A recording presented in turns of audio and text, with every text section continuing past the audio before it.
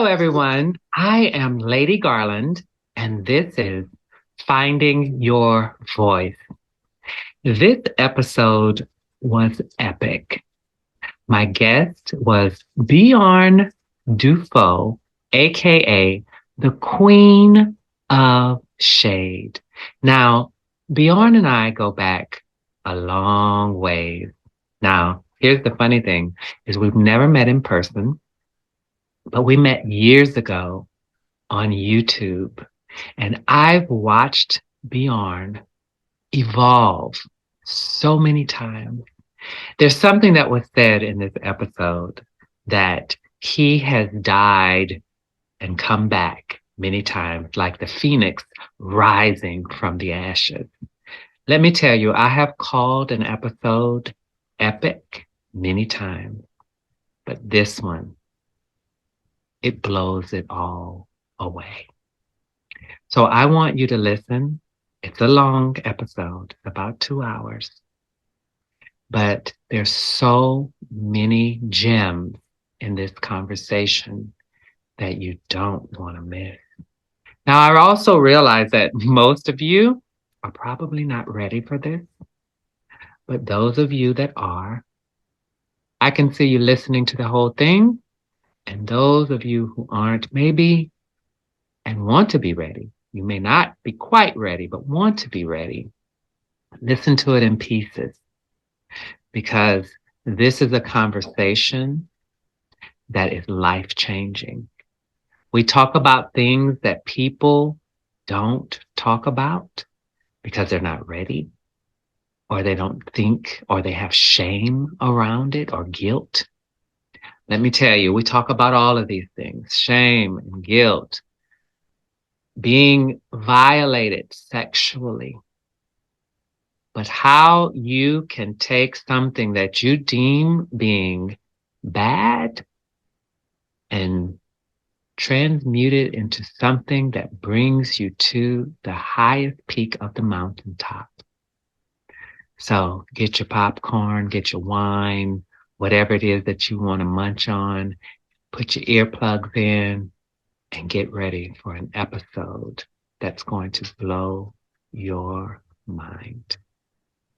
Again, I am Lady Garland, and enjoy.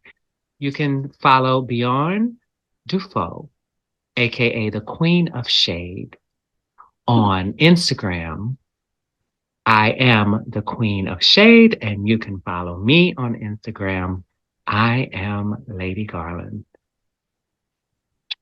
Enjoy. The Queen of Shade. Thou wert full of wisdom and perfect in beauty. In the garden of God was where I found thee. Every precious stone did encase thy body, and the wings of a cherub did cover thee. You can never return. You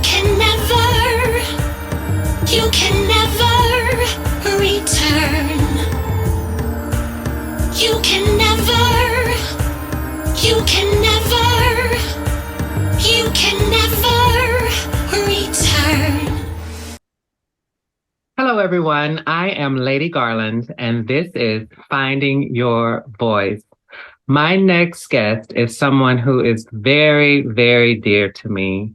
We started off on this internet stuff back in the day, and my friend, the Queen of Shade, has continued to grow and progress and in this field of social media. And I am so happy to have Bjorn Dufo, aka the Queen of Shade, back on my show, Finding Your Voice, for the second time. The first time Bjorn was with me, we were kind of, getting to know Bjorn a little bit more, a little bit deeper. Who is Bjorn? Who is the Queen of Shade? But on this episode, we are going to go deeper into a conversation that I feel is so poignant for Pride Month. For those of you who don't know, it is Pride Month. And so we're gonna just get right into it because I can keep going on and on about this person who is, look, I'm getting ready to do it right now, who is a trans illusionist, a performer, a shaman, a mentor, and so much more. Okay, but we're not getting into that right now. If you want to know more about the Queen of Shade, you need to be following and putting out some money for the entertainment. Thank you so much, Bjorn, for being on my show again. Um, I'm looking forward to this conversation because I listened to one of your YouTube videos and it really, really hit me deeply. You sharing vulnerably. That's one thing I love about you is that you're very you're not against or opposed to being vulnerable to people because it makes you real. You know, all of this stuff that you do as the Queen of Shade, who you are presenting now, is a performance, but at the same time, you keep it real. And then even every now and then you'll come to us as Bjorn, just Bjorn, and you'll share some things with us, letting us know that, hey, look, I know how to put on this look. I know how to put on the Queen of Shade, but I am also Bjorn. It's kind of like that video I sent you with Tina Turner. She's like, I'm not Tina Turner all the time, right? And so you're not the Queen of Shade all the time. You are Bjorn Dufault, right? And so I like that you let us know that. So Well, first, I what want to say thanks for having me. I didn't get to say thanks for having me. It's so great to be back here a second time. Like our first conversation was so mind blowing. And you said it. I want to piggyback off what you said just real quick before you go into it, because literally we met in 2008 on YouTube and we immediately had kindred spirits. We immediately connected. The gifts inside of you recognized the gifts inside of me. And back then, I wasn't even really fully aware of what I had, but you saw them. And we started to forge a friendship and a sister and brotherhood slash sister, spirit, two spirit bond that has lasted what, 16 years, 17 years?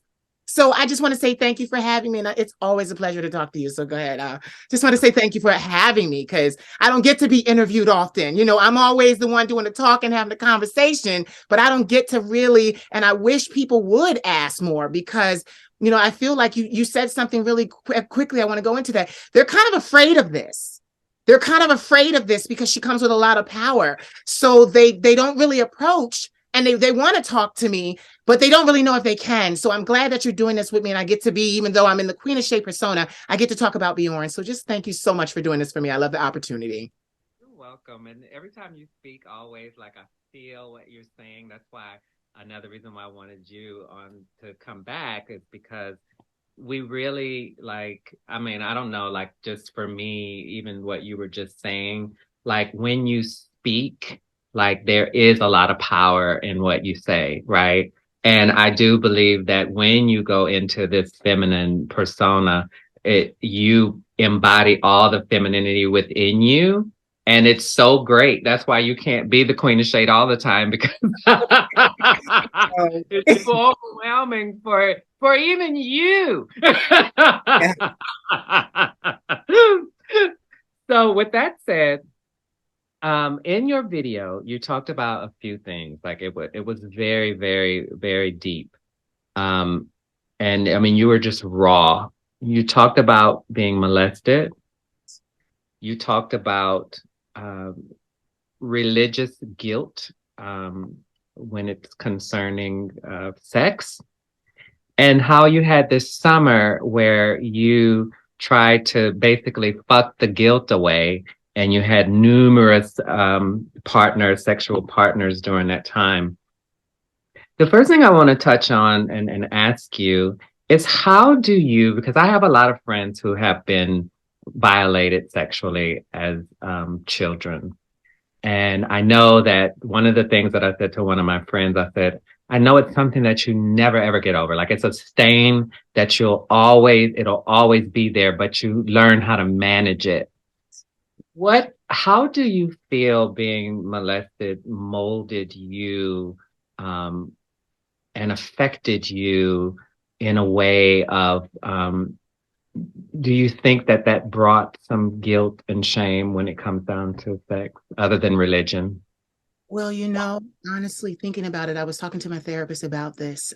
This topic is to discuss it with the world is fairly new to me. So I'm just so thankful that you, even as my friend, kept up with the video, because it was new to discuss that. I had never, in my 23 years of being in the business, I'd never discussed the sexual abuse. And I was molested by a man, and I was raped by a woman in the same year. I was 8 years old.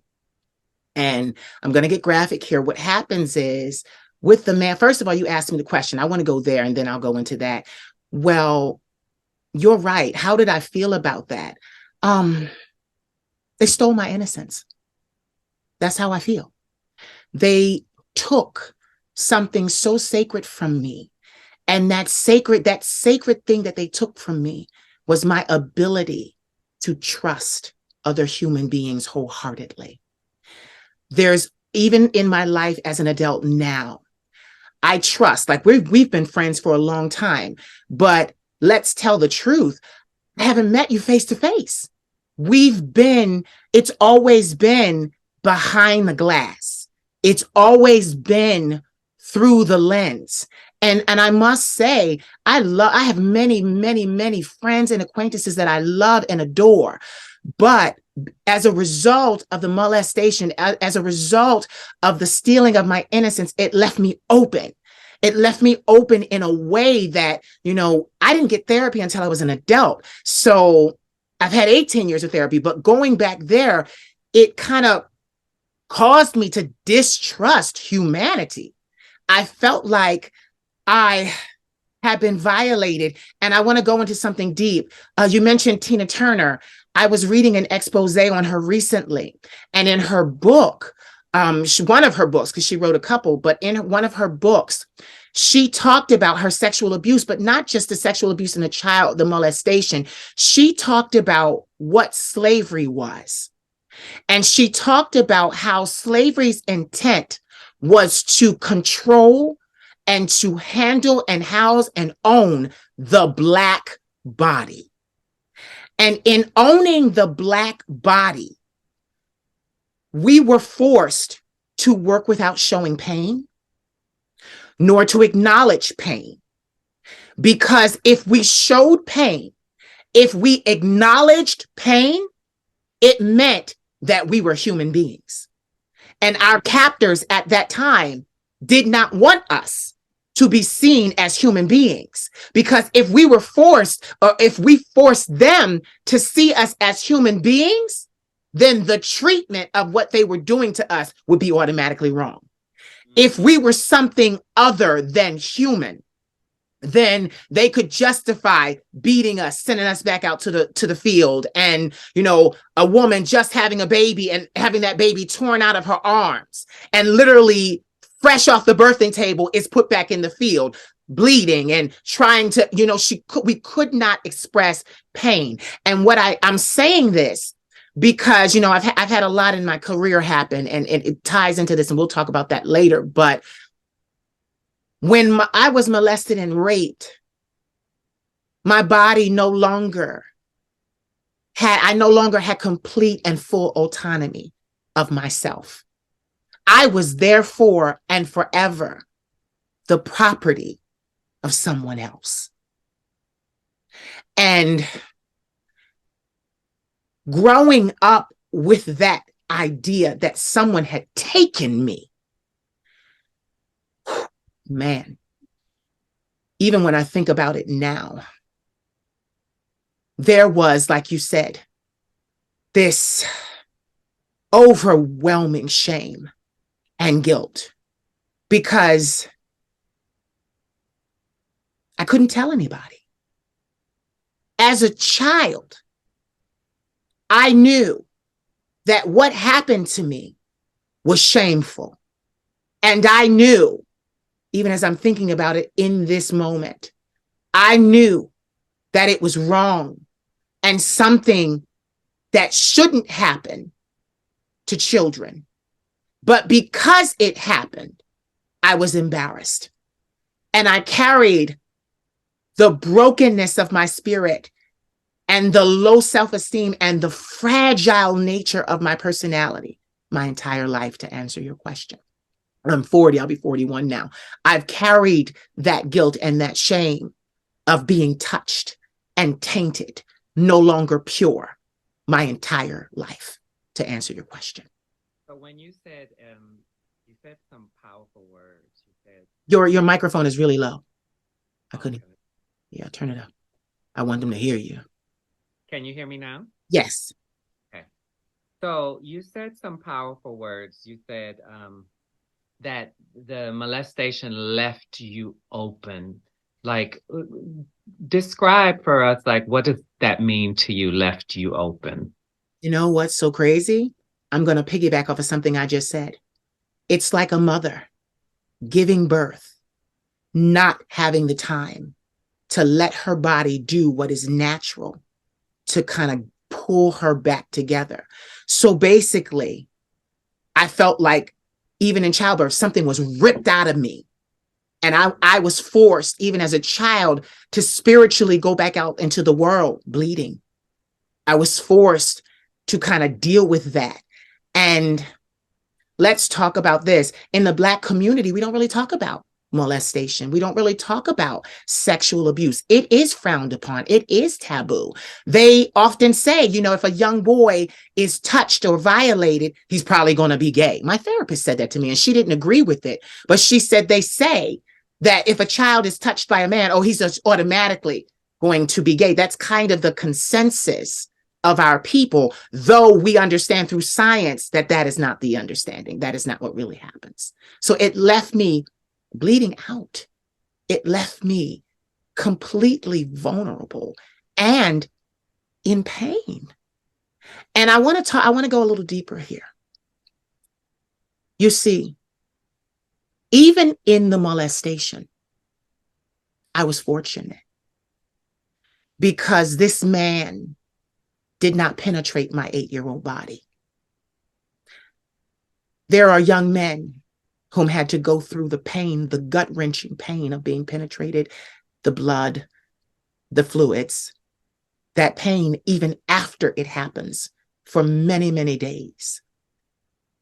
Though I was molested, it was more, which makes it even more ugly, on a damaging spiritual level.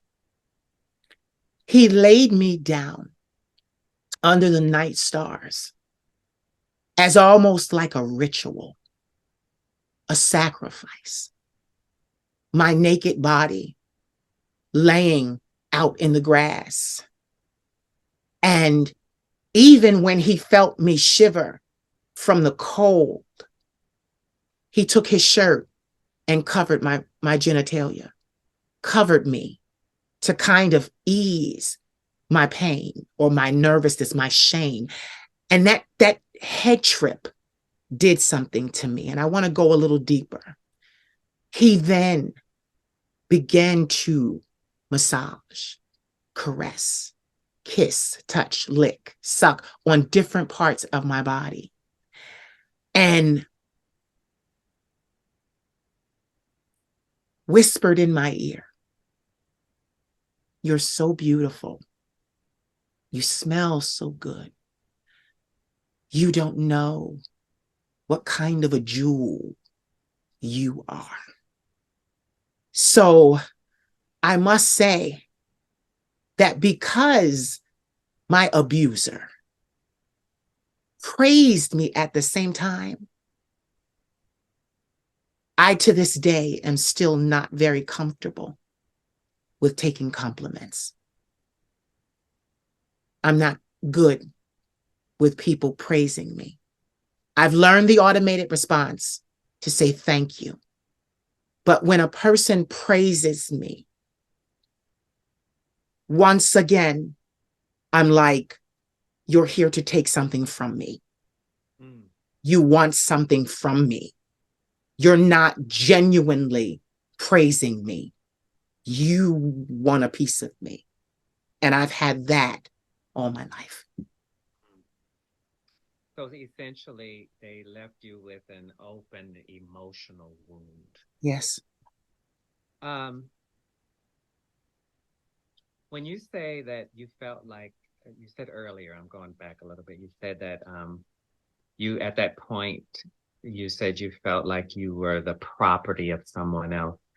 Was that did that like just so I know that started with the violators, but did you feel like you were going to be succumbed to being the property of other people if you didn't guard yourself, if you didn't protect yourself? And that's what kind of made you avoid people. Absolutely. I have to say, now I have, though I am a queen, I have probably the highest walls a kingdom has ever seen. No one can get in. No one. I don't let people in. And which is so ironic because in my work, I'm so supportive. I'm so genuinely uplifting to my fellow Black and Latin man.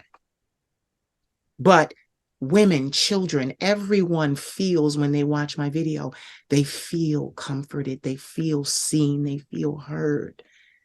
But like I said, it's from behind the castle walls.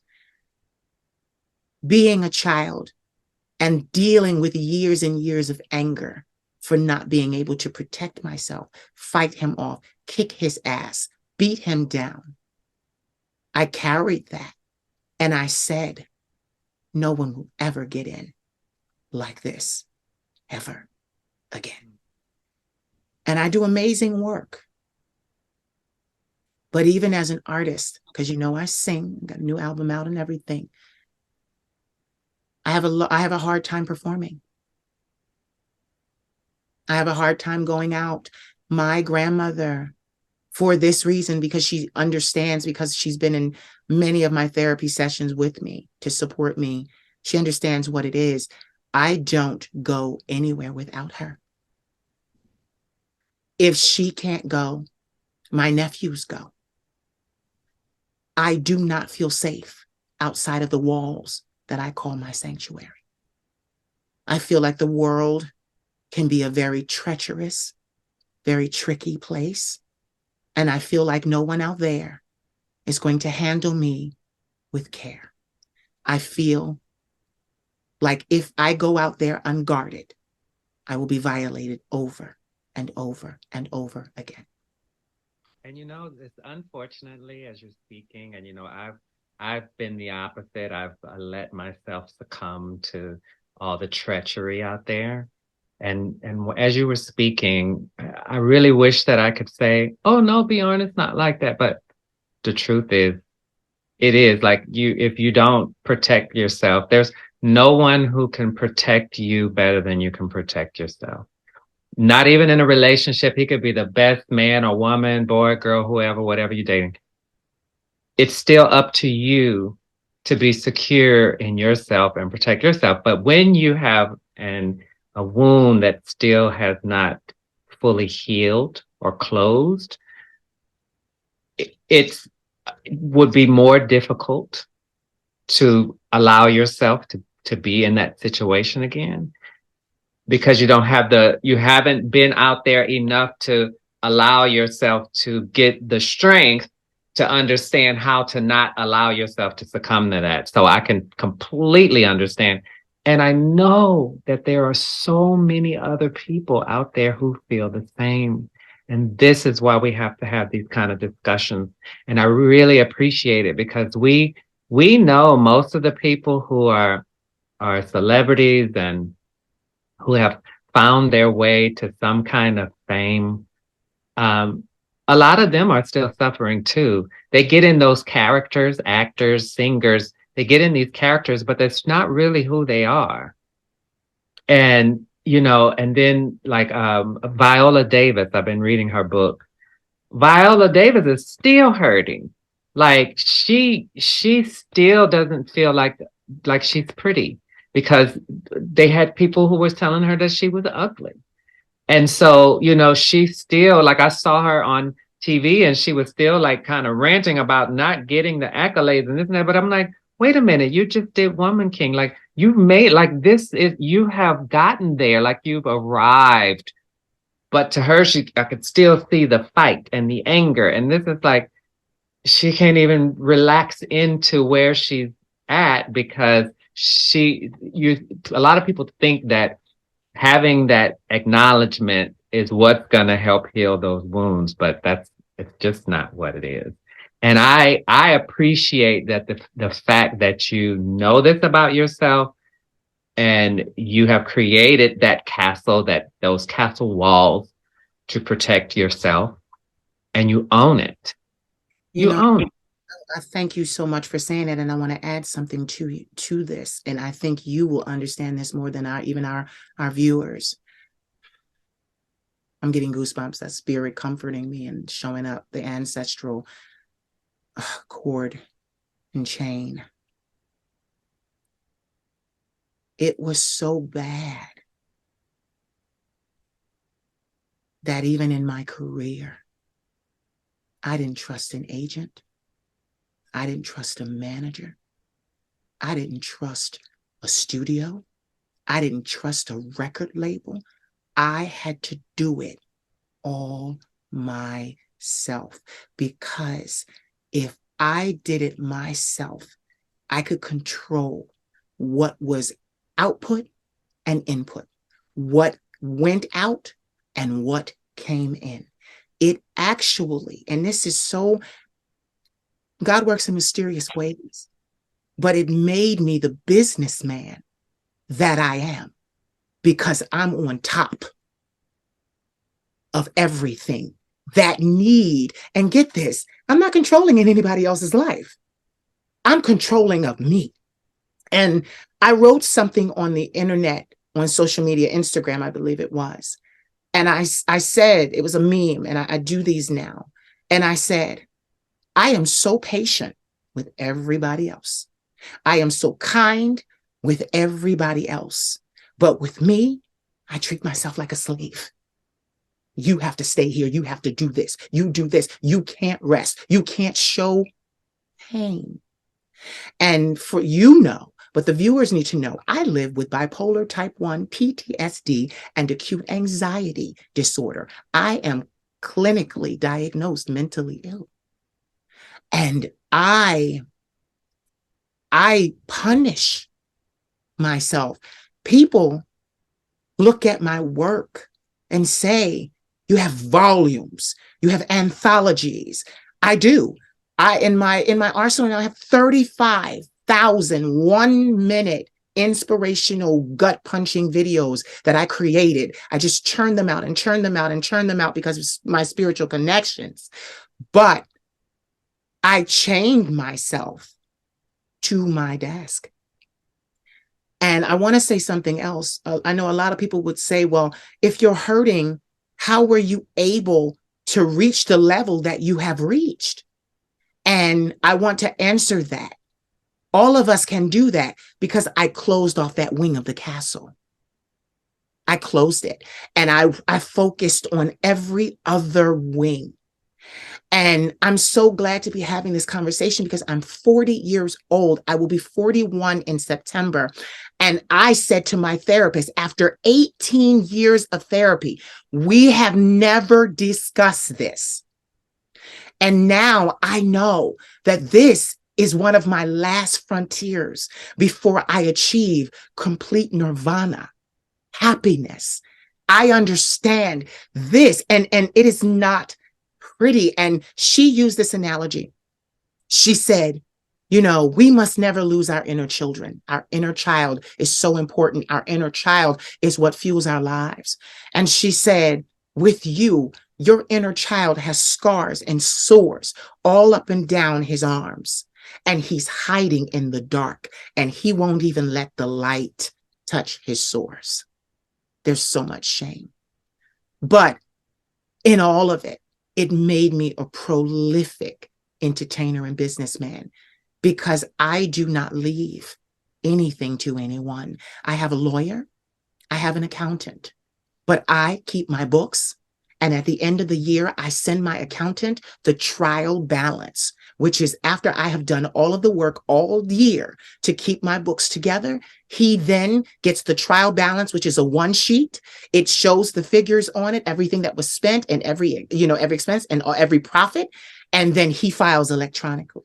That's the extent of our involvement. And he's been my business accountant for 10 years.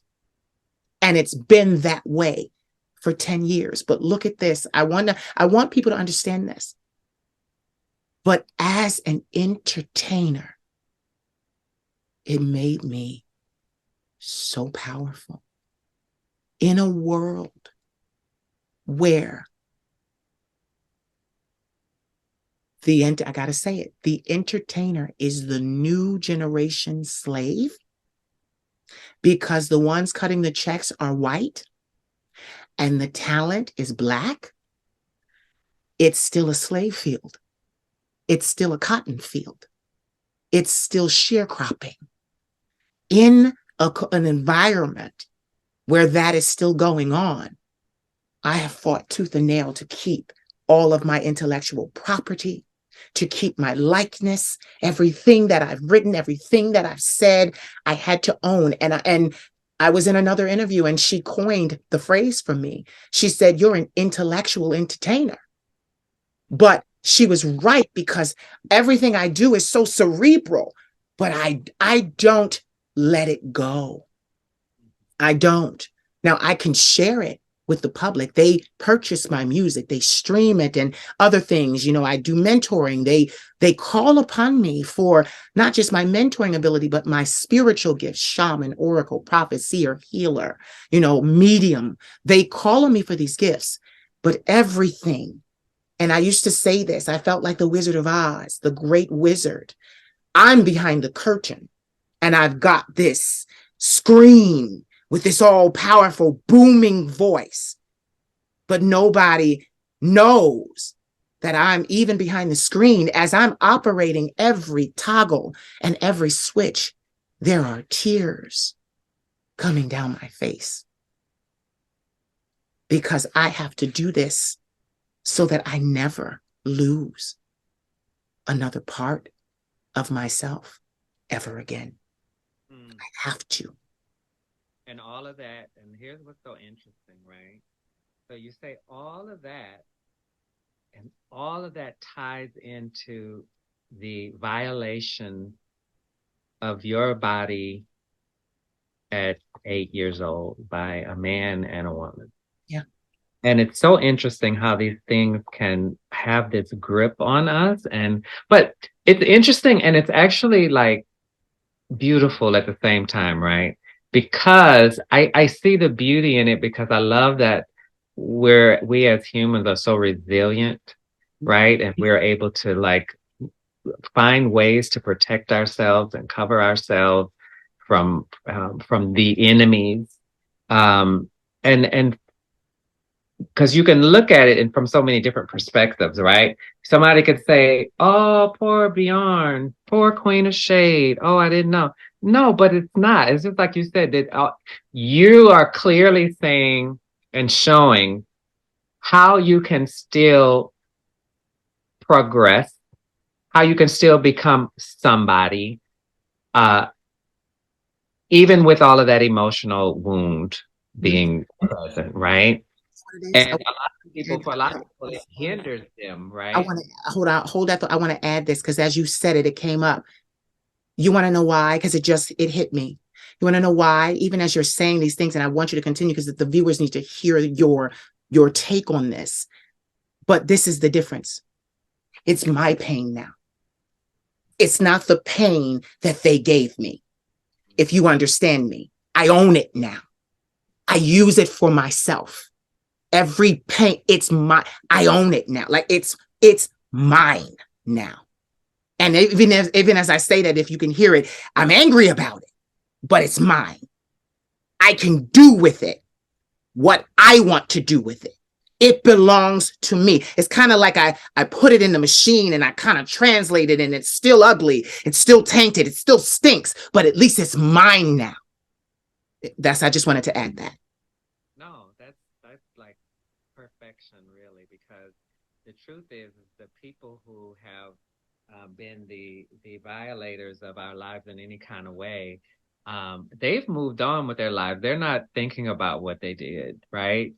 So to constantly just be like, because I talked to another friend the other day, yes, just yesterday actually, and she was violated.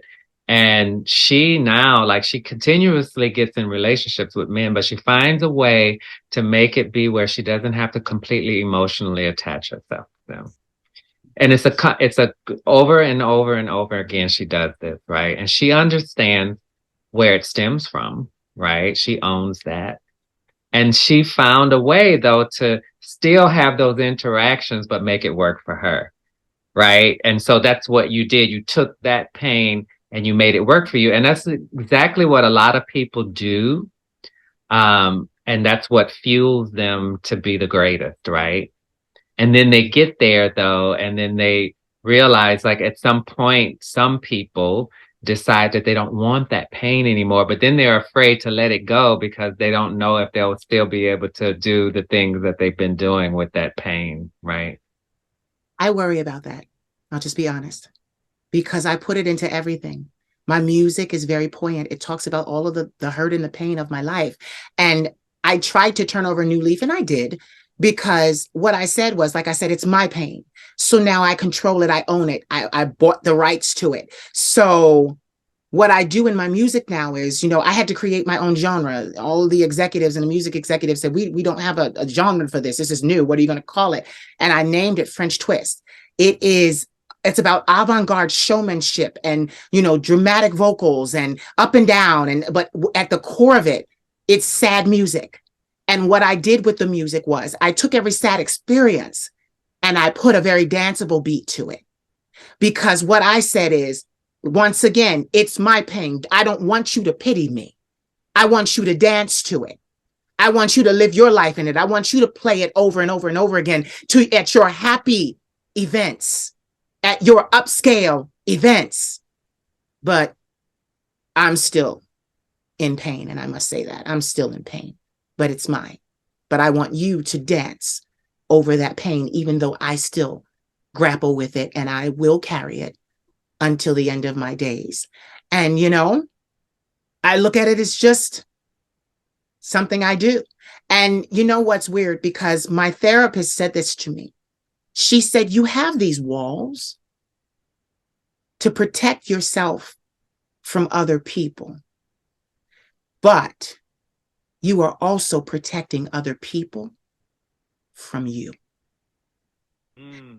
And when she said that to me, and I'm going to go deeper, she said, it's not that you're a predator, but you're damaged. And you know you're damaged. And you care so much about humanity that you don't want to spill that into people's lives. So I don't allow people to get too close, because I don't want them to leave with the damaged part of who I am. I don't want them to take away from an experience with me the damaged part, because if you pity me, that means you identify with my story and you feel sorry. And most people, when they feel sorry, they immediately relate. And I don't want people to then relate and never get out of their own pain. I don't want it to constantly remind them of the pain that they have, that they never shake. So it's kind of like, I hate to use this, but it's like Jean Grey the Phoenix. In the movie, she's got to save humanity. She's got to save, actually it was her friends and humanity, but her friends more so. And she's holding the dam so that the floods cannot cover the plane. And she, says, take care of yourselves, closes the doors of the plane. They can't. Her husband is screaming, no, Jean, no. And she closes it and lifts the plane out of the water, turns on all the switches so it can fly away. And then in the end, she lifts her hand and just lets it wash over her. And at that point, we think Jean is dead. But being a phoenix, she comes back. And you know, I too can do that, because every time I burst into flames and I die, I am reborn. That you see, it's so, I can't talk about this without talking about the spiritual gifts that I was given, as if God knew I would need to be a phoenix, someone who could keep coming back from death to keep reinventing and being here. It's almost as if he knew I would die. So because the pain, it is so great, but I can handle it because I'm the bird of resurrection. I can come back even though it gets too much. Other people can't. So like I said, I'm protecting them from me. You know, I don't want them to get this on them. This is ugly. This is stinks. It is swill. It's at the bottom. It's all the things that I feel are what's wrong with the world. It's not even me. These are the things that I feel that are wrong with the world. I've experienced in my career the whole, well, if you want to make it, you got to lay on your back. You've got to perform fellatio. You got to suck some dick. You got to do this. You got to give up your ass. I've experienced that. And I could never do that. And I was telling my therapist the other day, because of that experience as a child being so traumatic, as an adult, I watched other models, singers, and actors. I watched them forfeit pieces of themselves. I watched them be able to play the game and get inside. Now, their careers haven't lasted as long as mine. I've been here 23 years, but I watched them be able to play ball, I'll call it. And for me, people would say, because I would have, billionaires, and they would be like, especially modeling in Paris. Oh, I had this one, and he was in America, and he's like, I could take care of you. I could give you your heart's desire in the blink of an eye. You could live in a condo downtown and, not want for anything. It just requires you to sleep with me. And I would never do it.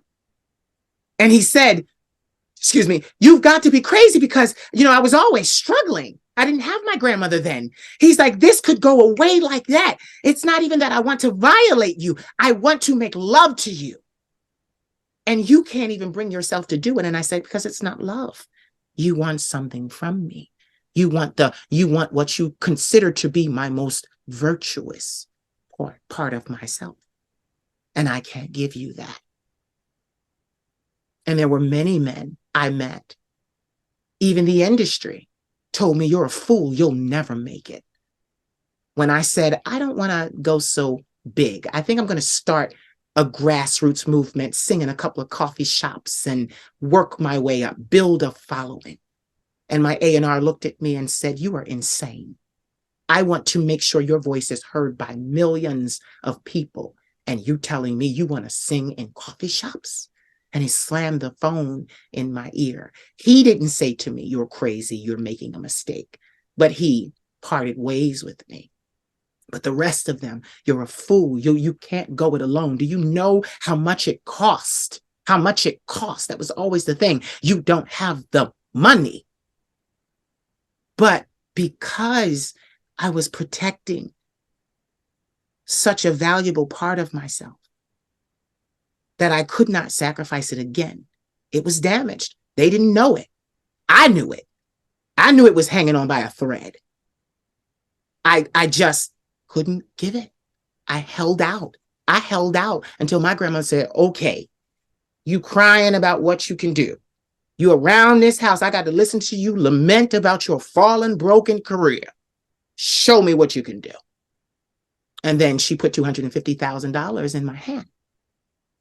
But yet and still, even with my work, I brought her in, but the most of my work, I, like now, close the door, lock it, and I do my work. I let no one in, even to the greatness. And I want to, before I give it back to you, you said something about your friend.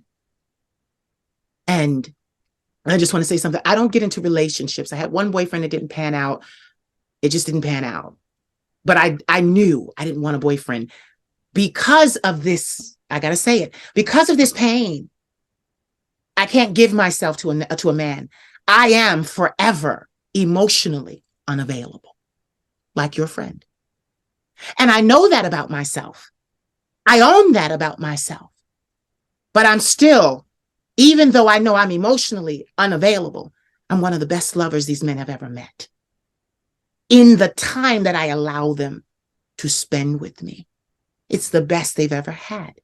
It's the most real. It's the most supportive. It's the most uplifting. It's the most energizing and charging, because you can heal a person through sexual activity. Sex is the highest form of communication on this planet. And I am a healer. I've done it before. You can heal a soul even in a sexual interaction. But I have this thing, baby, I can't stay. I can't stay. I got to flit and float around this world. I'll come back to you. But don't get attached, baby. I know you're indentured to me. I know you love me. I know you do. And I do love you. But baby, the moment you start trying to pull, the moment you start trying to put your hands on me and own me, is the moment I cut you loose like you never were there. And that's what I need for my relationships. I need my men to understand I'm one of the greatest lovers you'll ever meet. But I'm a lover of many, because deep down, I can't be a lover to one. That was taken from me. It's taken from You know, I was earlier it came to me that, they took you said they took your innocence from you. And, you decided not to let anyone else take any part of your being from you again. And it came to me when people talk about mastery of self, you truly embody mastery of self. My friend is not quite, she doesn't want anybody to be hurt, but she does hurt these men when they want her, and she's not wanting them, and they always want to own her, and like she'll break away from them too, and they're always like so devastated. But because of her wound, she keeps attracting people who want something from her, I mean, everybody gets something from somebody. That's the thing. There's an exchange, right? But they always want her in a way that reminds her of the way her innocence was taken from her, right? Because yes. she even had a guy who was loving on her body the way her perpetrator did, and she lost it.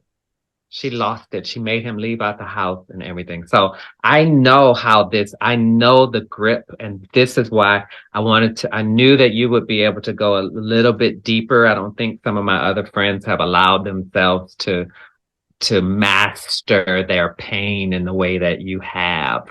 But something I want to ask you.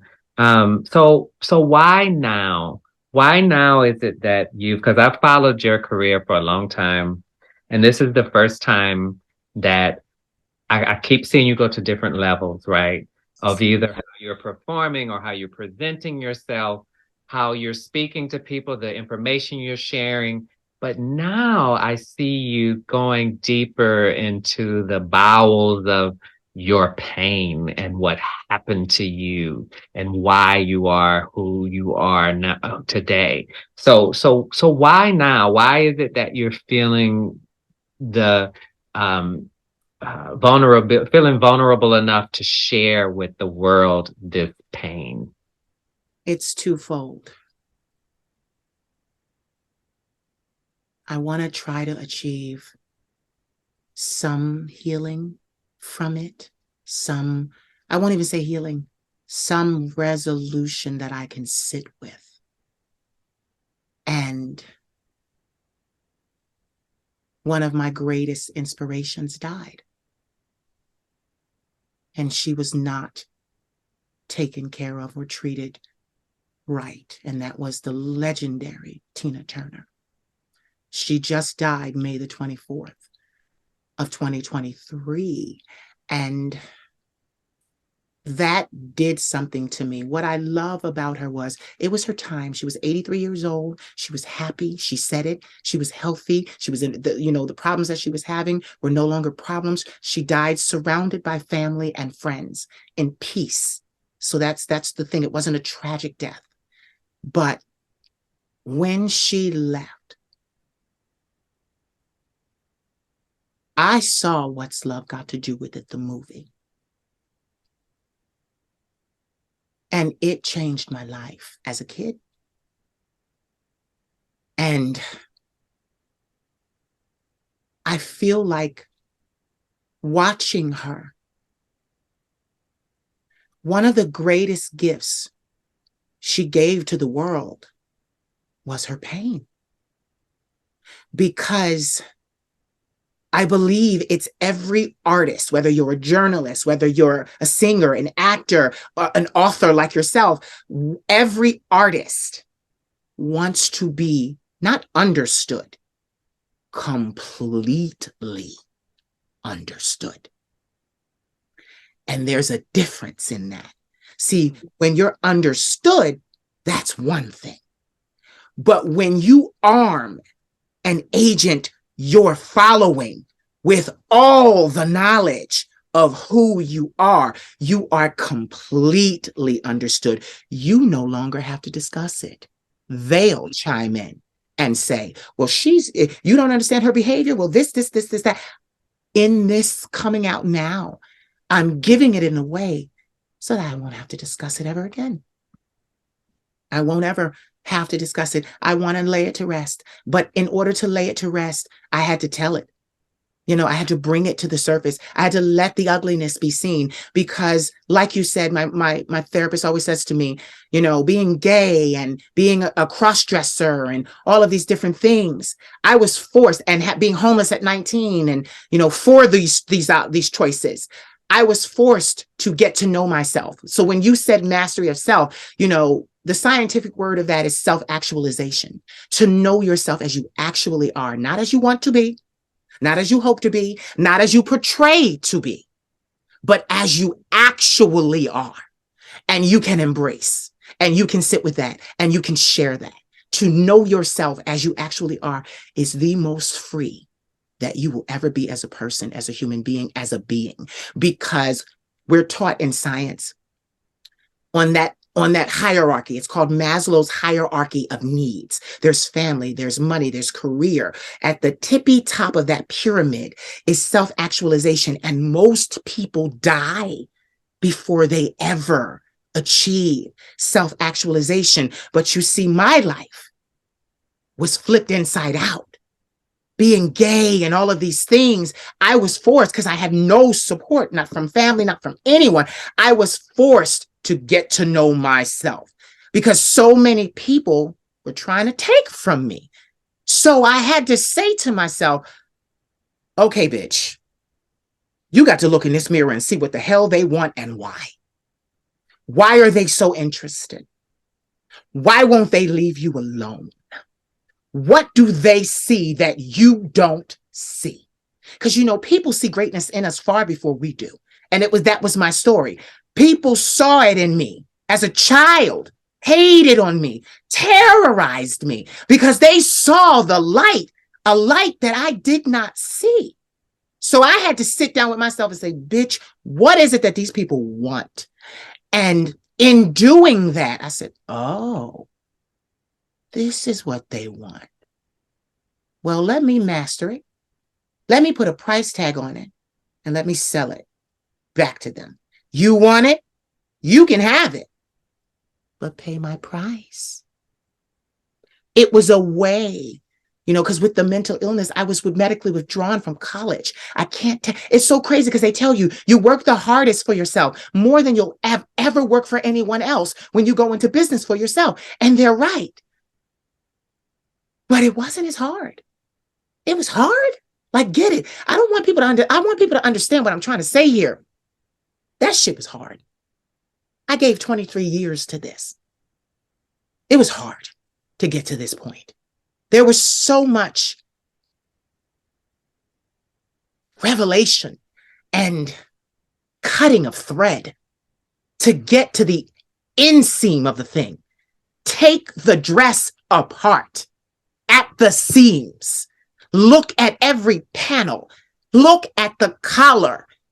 Look at the hems. Take the hem out. When I did that to myself, I created an icon. Because now this dress can be worn by anyone. I'm the dress. I can be worn by anyone. And I see it reflected in my work. Black, white, Hispanic, Chinese. I am being called to parts of the world that you would think Black people would never see. But because I've masterfully taken apart myself and shaped me in a way, one size fits all.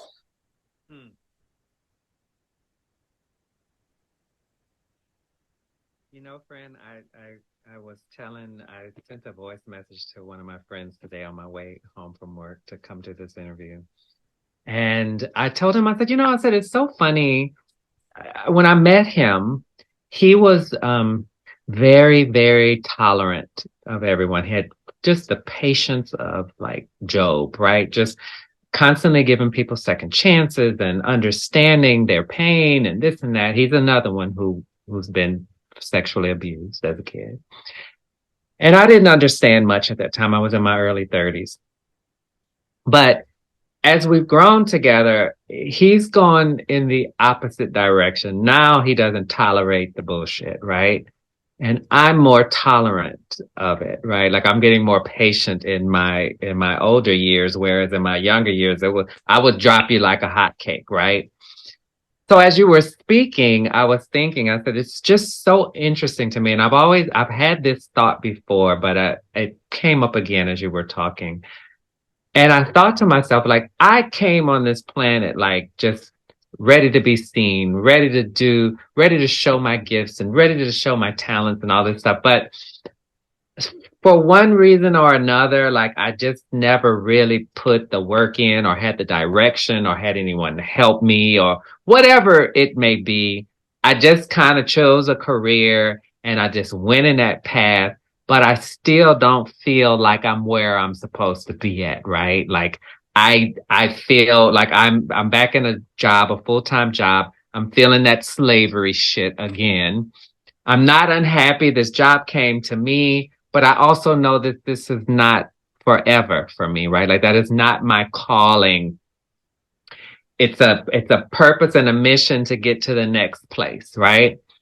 So I'm listening to you and I'm seeing like, since we met, like to see the evolution of Beyond Defoe into the Queen of Shade and all of these evolutions that you continuously to make and constantly elevating yourself in this career that you created for yourself and owning it for yourself, even though you have kind of made a slave of yourself to yourself, it's still you owning all of that, right? Which makes a difference.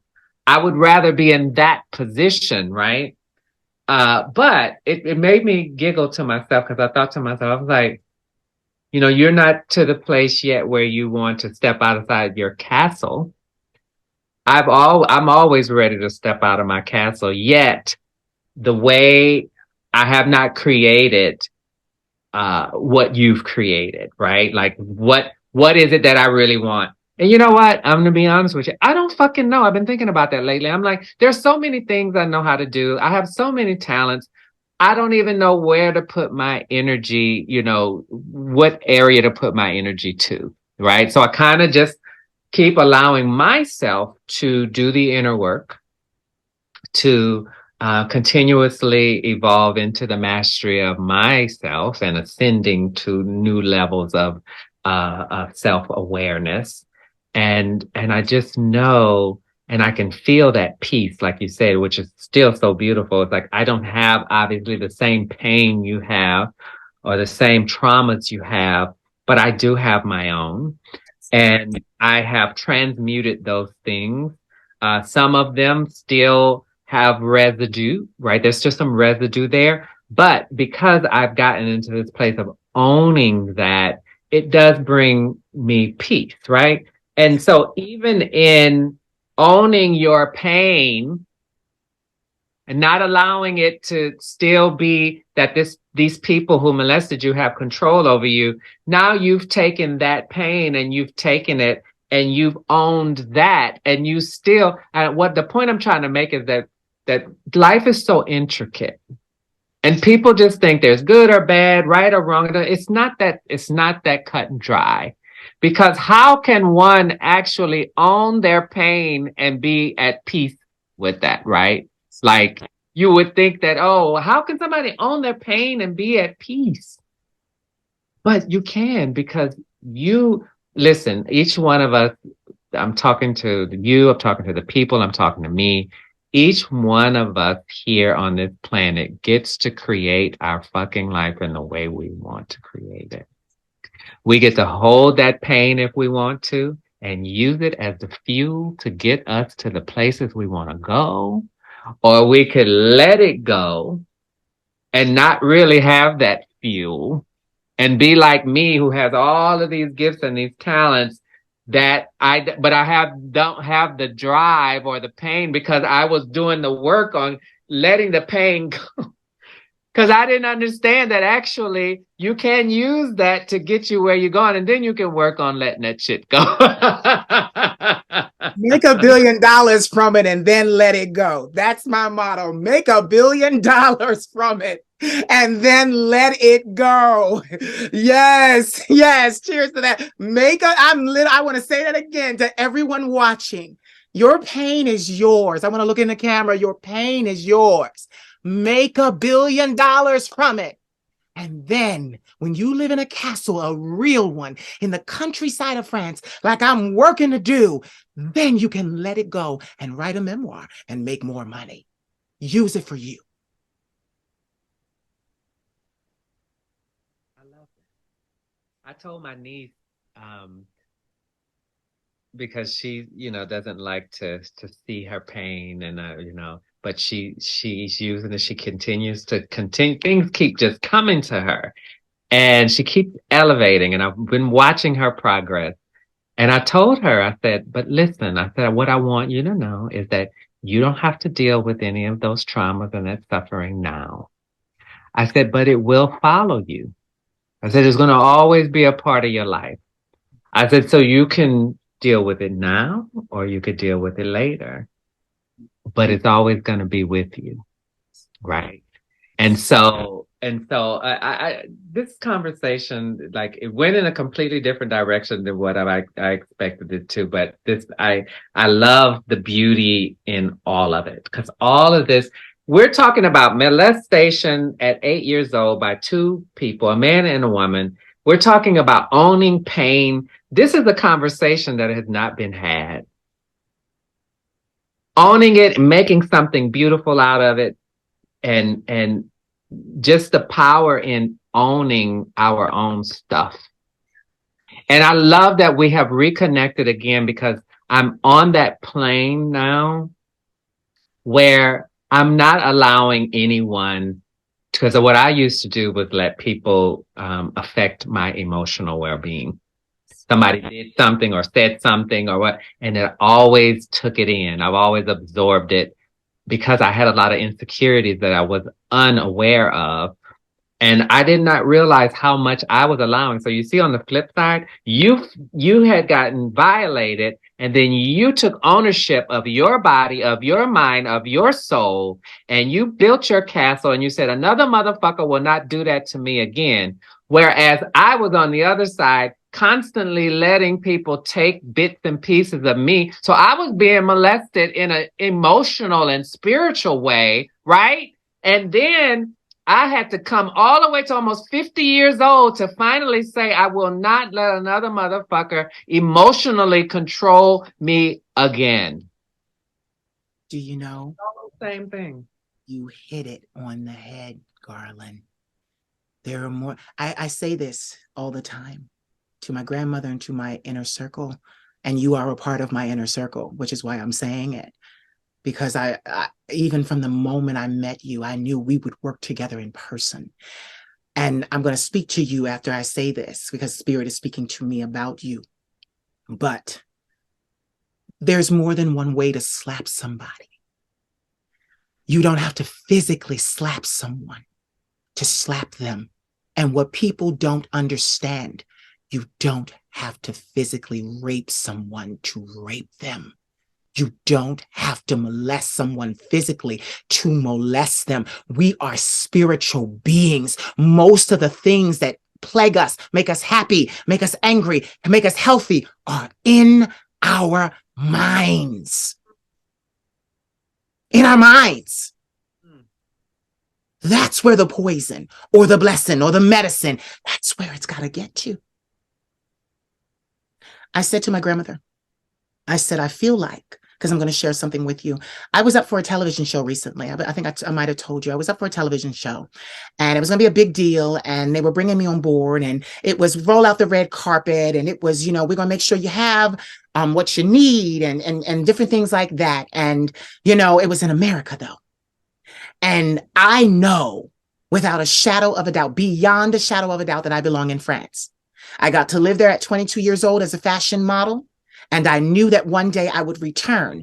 And I came home rather disgracefully because I had to go into the mental hospital and get myself together. It was a manic episode. It was very public, very ugly, very disgraceful. But I came home with no purpose. I came home defeated.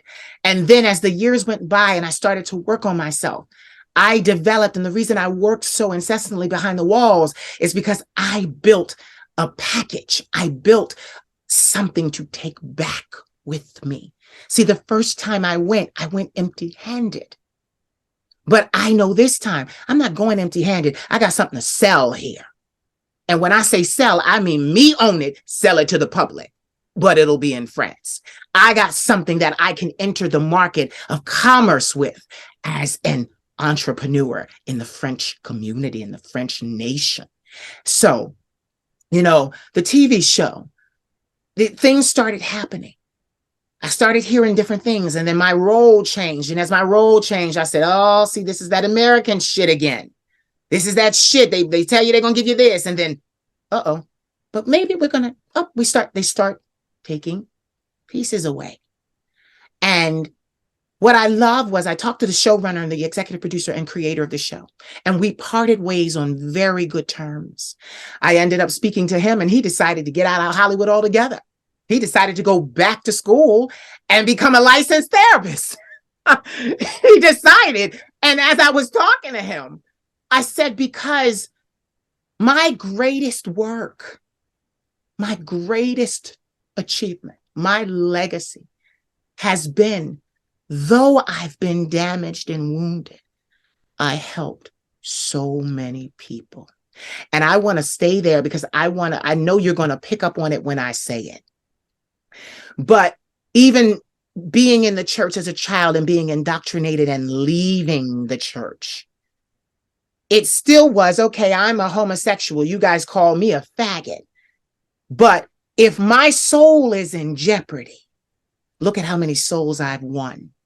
Surely my soul will receive leniency for all the work and all the souls that I have genuinely brought into the fold, not of Christianity, but into self-actualization and true enlightenment and freedom and total autonomy of themselves. And I brought that up because I didn't want to miss this, because we talked about it and you mentioned it earlier, and I want to talk about it when you're ready. But homosexuality and the shame of the church. And I had, because you mentioned it, I had those many partners in that summer. I slept with 85 men in that summer, and I didn't get HIV. I didn't get those things because I believe that you take responsibility for yourself. You've been saying that about me this whole time. I took responsibility for myself. Okay, if I'm a blouse, I'm going to fuck these men, all 85 of them. I'm going to wear condoms. I'm going to take care of myself so that I can live to tell the tale.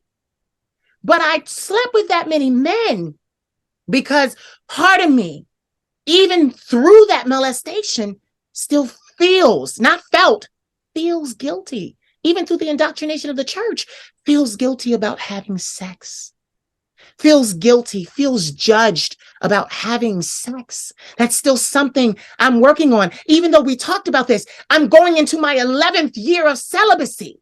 In August, it'll be 11 years of celibacy since that summer where I slept with 85 men.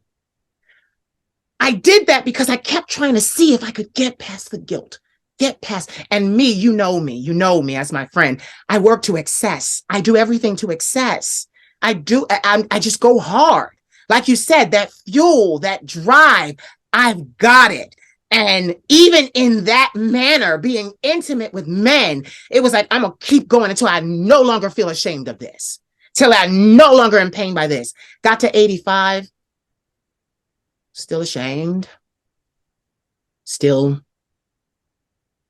hiding. But acknowledgement is the first step to freedom. If you don't know you have a problem, you'll never heal. And see, I want to be very clear. I'm going to look in this camera again. My problem is not my sexual prowess. That stays. You can't touch it. I don't care what you think. You can't touch that. But I seek to correct the guilt and the shame, because even as I stepped away and was led by the divine away from Christianity and given all that I've been given, all these gifts and endowments, I now understand as a homosexual, I'm a guardian of humanity. That's why I'm here. I'm here to guard humanity. We all are. All of us that live trans, non-binary, we are the guardians, the entire community. We are the guardians of humanity. We are the spiritual leaders. So how I choose to live my life is up to me. Some people say, oh, well, that's just this, that, and the other. Well, baby, it's not for you. Different strokes for different folks. I'm not ashamed, but I'm guilty. I feel guilty. You see, I'm not ashamed of what I've done and that I love many men. But the sex still makes me feel guilty. And the sex, that part of it, and the molestation and the rape, because the woman actually made me climb on top of her, and I'm 8 years old. I don't have an erection. I don't know what that is at that time, but she made me insert myself in her at 8. But I want to say something about this. I know that sounds tragic, but get this. My therapist said something to me, and I didn't even notice it until she said it the other day. During those, it would happen religiously because she lived in the home. She was an aunt by marriage, and she was only 8 years older than me. So she was 16. I was 8. So one day, I would always feel warmth down there, and I never knew what it was. She would turn off all the lights. She was a heavy-set woman. She would turn off a heavy-set girl because she was 16. She would turn off all the lights and do this to me in the dark. And it's kind of funny because I don't have, even today, when I have sex, even with those men, was in the light. I don't turn off the lights. I don't have sex in the dark. I have sex in light most of the time during the day. Most of the time during the day. But I'll keep talking. But even as I did that, one day I said to her, I'm not doing this anymore unless you let me see what's going on down here. Why am I feeling this warmth? And I didn't even say I'm going to tell. I said, I'm not doing this anymore if you don't let me see what's going on. So she was forced to turn on the light, and she was forced to show me her naked body. And from that point, she no longer raped me anymore. And my therapist said, you, even as a child, caused her to see herself. She already had a complex about being overweight and undesirable to men. And when you forced her to show you herself, she felt that shame and that dysmorphia in herself. And she no longer could have intimacy with you because you knew what she looked like. I actually stopped her from raping. And also for the fact that she saw that she was molesting someone who was 8 years younger than she was, right? So there was so much happening with her. And what we don't often do, because since you and I break the molds on shit, I'm going to say it. What we don't often do is realize that the perpetrator also has their own pain. We want to murder them for what they've done, but someone did it to them. Mm-hmm. Mm-hmm. And I want to add this too. My grandmother and therapy has taught me, and I want everybody listening to understand this. When you've had this kind of thing happen in your life, when you've been violated as a child sexually, you have two options. You can become the abuser, or you can do what I did and become the advocate. You see, I became the advocate. And I want you to understand something, and I'm saying this to everyone under the sound of our voices. It's a choice, and you have to choose it. You have to choose to be a better person, because once it's done to you, you think it's learned behavior. It can be passed on. But you have to take, even in that moment as an adult, everything, you have to take the accountability and decide, it happened to me, and no one that I know, no child that I ever know will ever have it happen again to them. And that's the thing that I did. It stops with me. It stops with me. No one will, not anybody I know. And then being given, and then these gifts that I've been given, I can see things. I see into the very souls and fabrics of people's lives.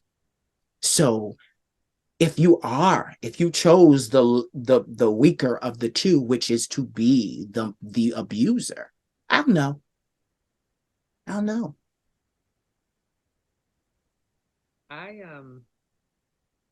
I'm glad that you circled back. Mm-hmm. to that summer you were trying to fuck the guilt away. Mm-hmm. Let's go a little bit deeper into that, because we were also talking about religion that has hammered this, not only telling us that we can't have sex before marriage, but then we're also doomed for damnation for being a part of the LGBTQIA plus. So we got two things. We're like, okay, how are we going to experience what our body is telling us is natural, which is sex, right? And then how are we going to do that in a way that's not going to damn us to hell because we're gay or whatever, right? We're part of the LGBTQ plus. Third thing, you're Black. And in this country, we're Black. And in this country, Black people are denied their humanity. They are denied the ability to show pain. So that's another struggle in this same struggle. There you go. So you've carried that guilt for so long. Was there any point when you, in between and in the middle of having all of these men, where you were thinking, this is not going to take the guilt away from me? Nope. You know what I was thinking? I'm tired. I'm tired. Climbing on all these backs. I'm tired. That's exactly what I thought. I said, I need a vacation from fucking tired. Like that. That's what it was. I said, oh, I can't. When the summer was over, I couldn't wait for that summer to be over. I said, God, the fall. Thank you. Thank you for the fall. I'm tired of climbing on these backs and slinging this dick. I'm tired. I'm tired, Lord. I'm tired. You literally think in your mind, like you said, okay, I'm going to do this, and this is going to make me feel okay with sex. Like, was that your thinking about that? Back then, okay, my therapist taught me something years later. And get it, I didn't have therapy back then. But get this, my thinking was actually correct. In therapy, there's something called exposure therapy. It's when you go and you, little by little, you keep experiencing the thing so that you can get used to it. so that you can get acclimated to it. So my thoughts were correct. I'm like, okay, let me keep trying to experience this so I can get used to it. Growing up in a household where I was very sheltered and was not allowed to act out on my hormones and my emotions and feelings and experiment with another young man my age. I got older and I was still a virgin in college. And so my thinking was, well, let me keep let me keep exposing myself to this. Let me and get this. It's not absent-minded because, like I said, I had a litter box, a cat box, because I had cats back then. So I had one I wasn't using. I set it on the floor next to a huge bottle of lube. There were condoms on deck. It wasn't something where I said I'm going to be reckless and take my life. It truly was an experiment. And, I was a biologist in high school and I got accepted to college as a biologist. I've always been a scientist. I experiment. So I literally was doing exposure therapy as my therapist taught me years later. She was like, you kept trying to expose yourself to it to kind of get used to it. But in all actuality, I couldn't get used to it because of the indoctrination, the damnation. And I entered the church at 10 years old. I was in there from 10 to 19. In those years, I had no idea that it was so bad. It was bad. It was bad. It was real bad. I mean, I can recall grown men lighting into me on a Sunday morning. I can recall, because I was effeminate, I can recall men laughing at me because in the children's choir, I was one of two male sopranos. And, us, we the feminine ones, you got to move back and forth. And I got a little sachet. I got a little switch in mine. I got a little shimmy in my shake. And I remember them making fun of me. And then I remember an out-of-town evangelist with a press-in curl throwing me on the altar, me and my uncle, who was like my father, throwing us both on the altar, pushing us down on the altar, praying, talking some in front of the whole church. You need the masculinity of God. You're basically telling us we weren't men in front of other men. And like I said, I bring that up because here we go with the slavery shit. Once again, you are taking agency and autonomy over my body and not seeing me as human because something or other you don't disagree. You don't want to have to see me as a human being. It's easier to see me as sin, not a person. Sin itself. It's in your blood. You are sin, the embodiment of sin. So once again, their treatment of me was fair because I wasn't a human being.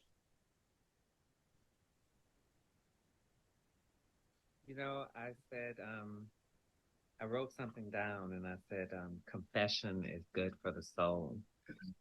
Because I was thinking about lately, it came to me that the reason why I have been in my journey on this planet, why I have been able to move in such grace is because I've never been afraid to share what I'm feeling.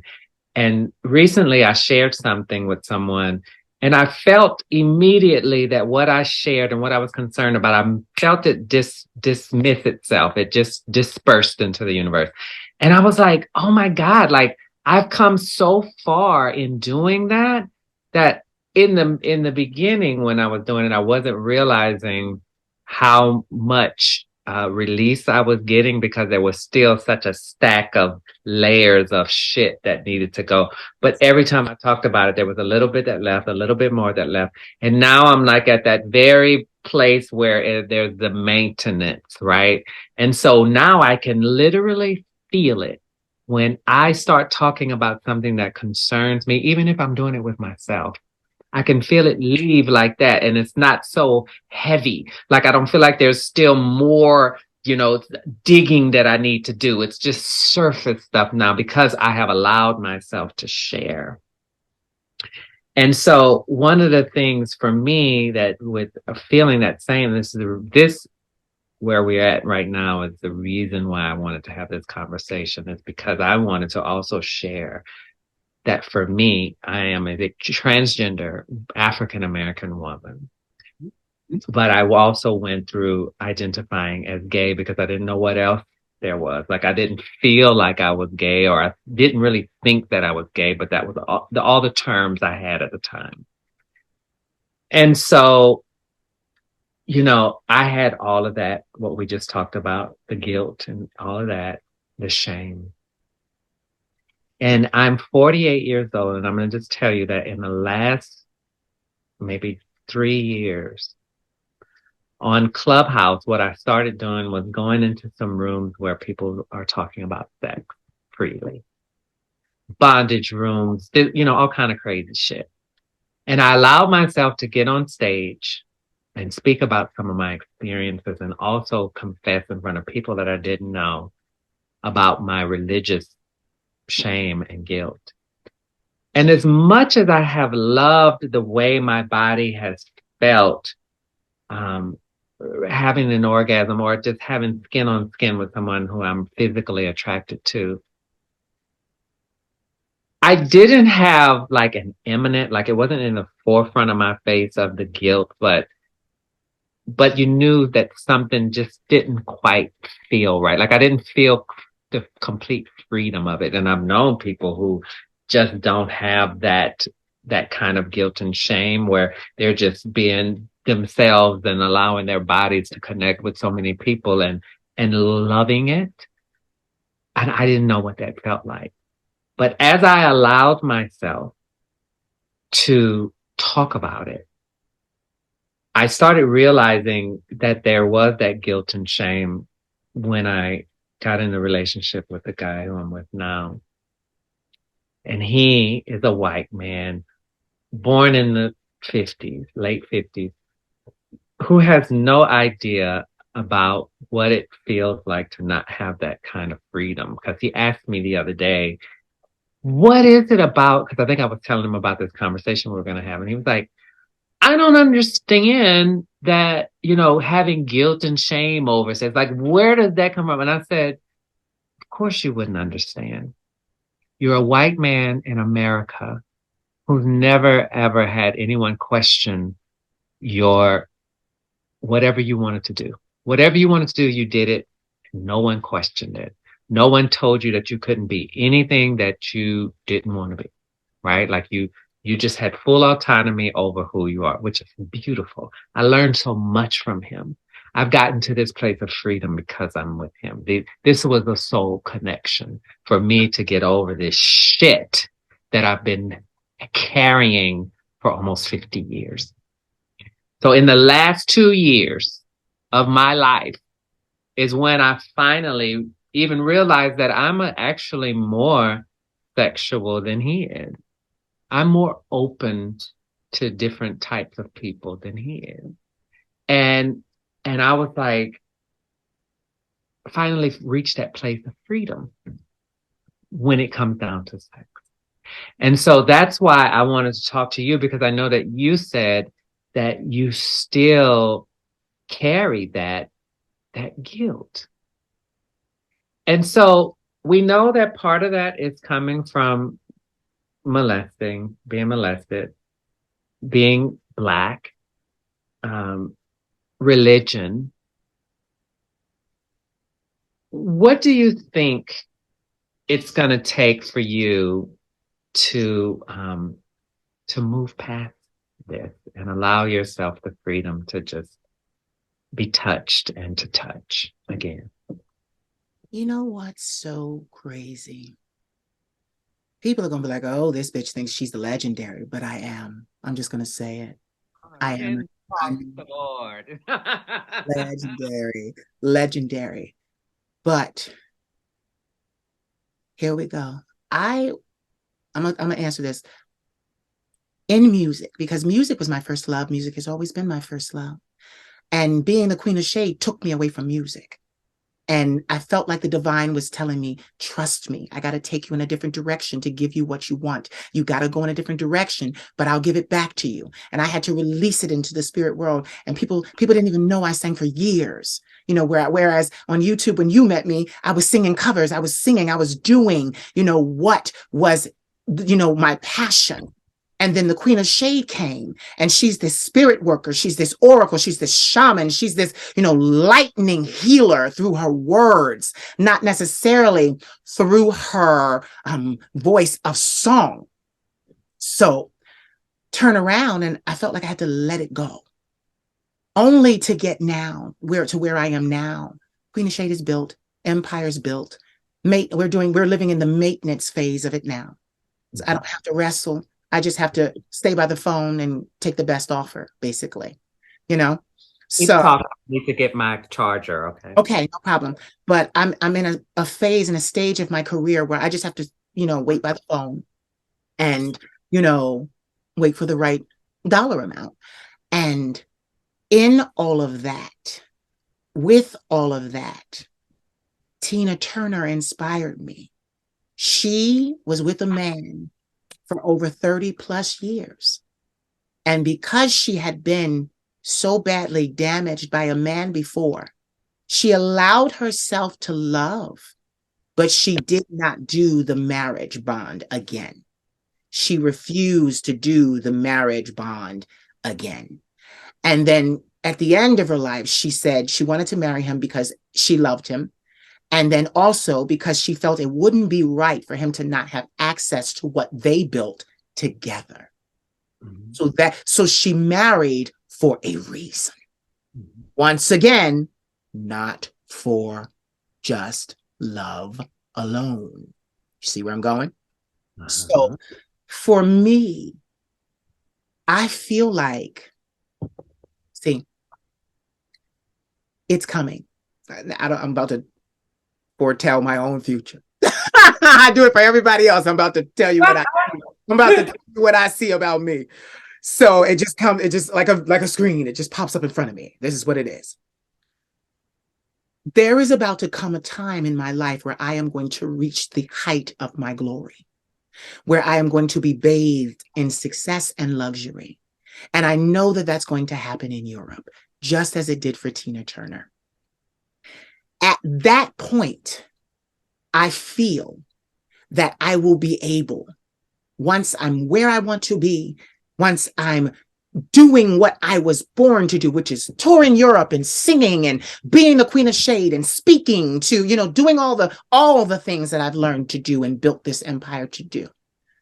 I feel like I will be able to let it go because it's the last remnant of a dead life. It's the last remnant, which is why I'm bringing it up. Because yes. Again. Okay. I feel like then it is the last remnant of a dead life. Now, I told you, we all can be phoenixes, resilience. Somewhere in my process, when I came back, I still came back with the guilt and the shame and the angst of shame. So somewhere in it, I'm like a computer now. I'm now going code by code, line by line. Gotcha. It is that's that point. Okay. And like a computer programmer, I'm about to take out that little piece of code that was left. And I feel like reaching Europe and being able to go outside and be free and know that you belong where you are and your feet touch the ground and you just know that you belong there. I feel like I'll be able to let it go. But get this, I also feel like though my music is French twist and it is about sadness, I feel like my music's going to change. Mm-hmm. I feel like I'll be singing happy songs. I feel like I'll be, it'll be a whole new life. Yeah. Whole new life. And I want people to understand something. I'm not running and escaping any life that I've lived. I'm not escaping the guilt and the shame. I'm just evolving on top of it, over it. I'm putting it finally, in a glass case, setting it in the bookshelf because it's still mine. And see, what people don't understand is because it's mine, I'm still responsible for guarding it for the rest of my life to make sure no one else finds it and it falls into the wrong hands. So I then become the guardian. It leaves me, but it goes to a place where I can guard it for the rest of my life because it cannot fall into the wrong hands. But I truly feel that with this, because I can feel it, this next transition, this next evolution it's there. That's the arrival, as you said, when you first started. And what I love is, I was watching Tina Turner's 2000 concert live on YouTube, live from Wembley. She was 63 years old. She had been in Europe for 20 years, and she had never been more on fire. And this is what I loved about what she did, and I'm going to follow suit. See, my pain will be locked away then, no longer just for me to guard it, but I will be happy and still able to sing the songs on tour and take you back to the beginning. Because she did the same thing. She said, I'm going to take you back to where it all started. She had to get to a place where she felt comfortable to revisit her entire career, her entire repertoire. And what I noticed about that, and I realized in that moment, was she had achieved nirvana, complete and total autonomy and agency over her body, her craft, her voice, and everything that had to concern her. And that's what it's going to take for me. Complete autonomy, where I'm out there and it's like, I've never sounded better, never performed, I've never dressed better. And I'm there. And then I say, now, because my grandmother, and even just to even piggyback what my grandmother, the Queen Mother, said to me, she said, it'll always be with you, but it won't hurt anymore. She said that to me. She always says that to me. Sage words. Yes. It'll be with you, but it won't hurt you anymore. Because don't think that because I've reached this level of mastery and level of comfort in my skin is that all of it's gone away.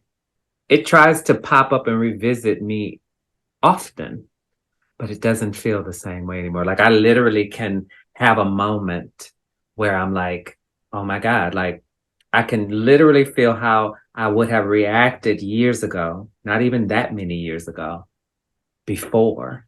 And I can literally not filter. Somebody said this, I love this. I'm not filtering things anymore through my trauma.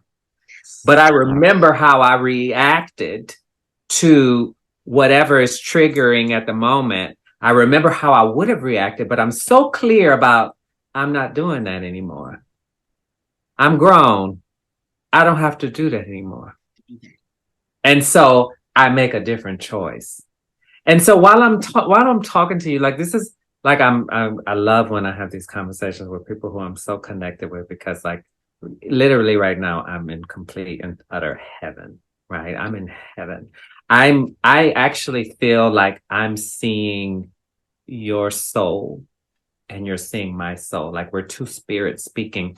It has nothing to do with physicality at this moment. I'm so in a zone with you, and hearing you speak about what came to me was when you were saying revisiting the beginning and going to where you are now. It's chapters. So it's like a book. Your songs, that what you did and your process of your life is a book. Cicely Tyson, when she thought, I read her book and she said, they were begging her to write a book. And she was like, my career speaks for itself. No one needs to know anything else. This is it. That's it. And then her manager or whoever, he said something to her that made her change her mind. After she wrote her book, she died. That's what she had to do, though, to complete her mission here, because we are on a soul mission. This is not real. It's not real. We are here on a mission. We are spirit beings having a human experience. We are remembering. When you keep having those moments as we are talking and you're seeing your life, I'm helping to facilitate that, because that's what I have come here to do, to help people like you be able to see yourself on a different level and understand yourself on a different level, as I am understanding myself on a different level too. It's not a one-way street, but we both have different gifts that we came here with, and we connect to the people who bring what they need to bring out of us so we can remember who we are. The molestation, all of that shit, all of that was just a avenue and a means to get you to a queen of shade, to get you to where you are right now. That's all that was. That wasn't real. It's an optical illusion. And like you said, it's here. Yes, it's there. And you know, that's what I love, because during this journey, this is what evolved.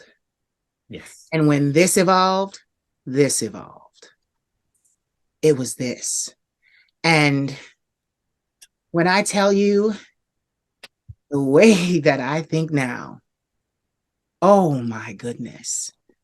Like, it's just, that's why, and I'm just going to be very candid. That's why you and I had a conversation, and we were talking about, you know, when I decided to get with my first boyfriend, because I never had a boyfriend before because of these issues. I just could not have one.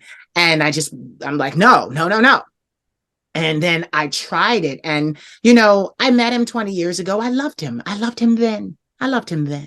But circumstances were against us. There were things that he did and things I had to learn, yet still to not do myself, you know, because on this journey, it has been on, you know, people say, oh, we learned.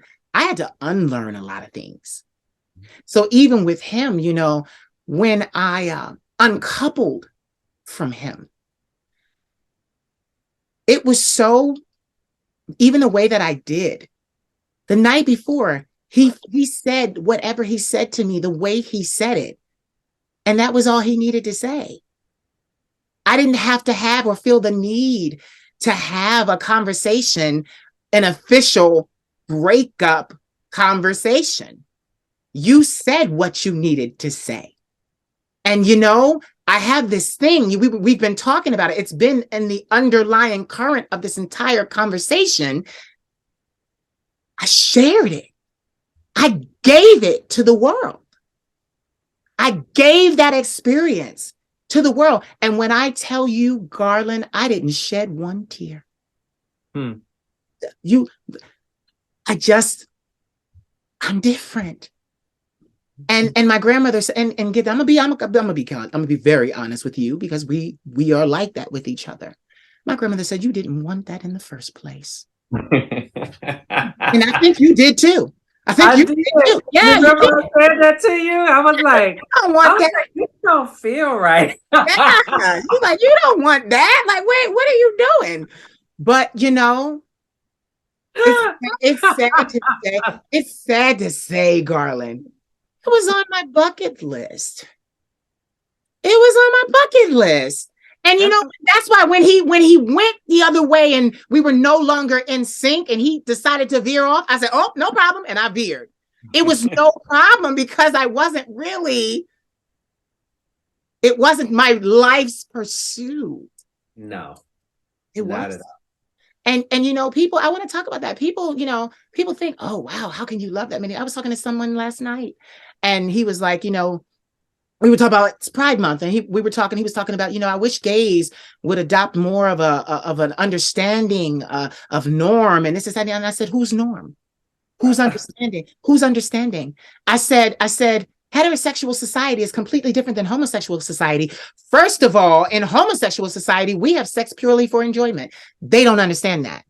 No. Now, some do it for fun, but it's still to a means to an end. So it's justified. It's not, oh, well, we were just freaking around because we just felt freaky. No, no, no, no. We've been trying for a baby, even though they both enjoy sex. There's something that they can attribute it to so that it doesn't look so ghastly and ugly to onlookers that hear it.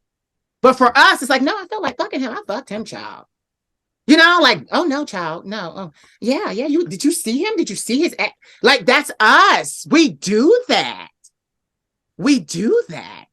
And as I was speaking, because he was gay, but I hit him with, he was like, find love, and, it can't be chaotic. And I said to him, who gets to say what chaos is? And what is love? I said, because one man's chaos is another man's focus. I said, and you never know what has to happen in a person's life to set them on their path to enlightenment. You don't know that. You can't say. And I taught him last night. I wasn't even, because he was like, I'm not trying to disagree with you. I said, this is not about agreement. I said, you can't sway my ideals. I can't sway your ideals. You're simply learning me and I'm learning you. That's as simple as it is. Yes. By the end of that call, he was like, I got to get $250 together to be able to book you for an hour for mentoring, because it was like, it's like, yeah. And I told him, I said, I'm like air. You can't tie me down. You can't catch me in a jar. And when I said that to him, I hashtagged it and I said, God, man. That's what I am. I'm a God man. Mm-hmm. And he was like, I get it. I'm not confined to the thing. Like people, how did you go from this to that? I was never, my whole life, I have never been confined to people's expectations, decisions, thoughts and ideals, their parameters, their guidelines. Somebody could do this and I'm going to do this. And they do this. And let me say this while you're saying all of that again, because I know this is like taboo to say this, and I want to just be raw in this video. It all started from the molestation. It's the root. It's the root. And this is what I said to him. Who is to say that goodness can't grow from a bitter root? Look at all the people in the world. Gabrielle Union has been very open about her rape. And because of that, she has dedicated her life to women's empowerment and talking about the shame and talking about the therapy that Tisha Campbell paid for. She said this out of her own mouth. She has been. This is the thing. I had an uncle and he contracted HIV. And his name is Mike, Uncle Mike. And what I learned from Uncle Mike was that he took everything that he had in his life. He contracted HIV and he decided to use it. He became an advocate. I would see him outside the clubs every weekend with the clipboard, signing people up for testing and handing out condoms. He became an advocate. It was unfortunate that he had to contract HIV to do that. But I want people to understand it wasn't like it was his destiny, but it was definitely a part of his purpose. Look, we both leaned in. Yeah, it was definitely a part of his purpose. We cannot judge and say this is. I want to hit the Christians real hard. Happy Pride Month, Christians! Happy Pride Month, Christians! We're here. We're not going anywhere. I just want to put that out there.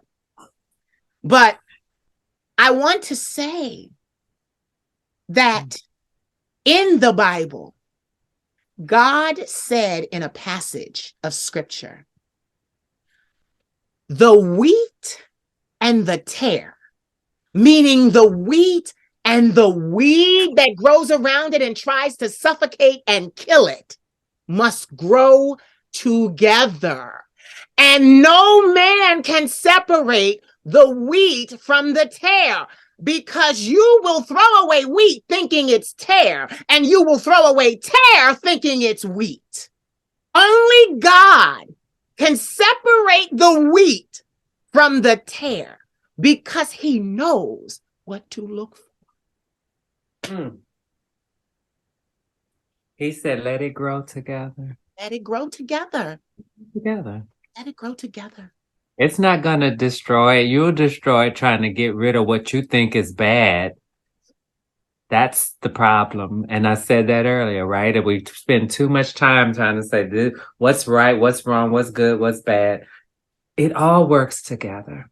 When you try to bury your past in a pine box 6 feet under, it grows through the soil. Oh, because that box breaks down and becomes a part of the earth.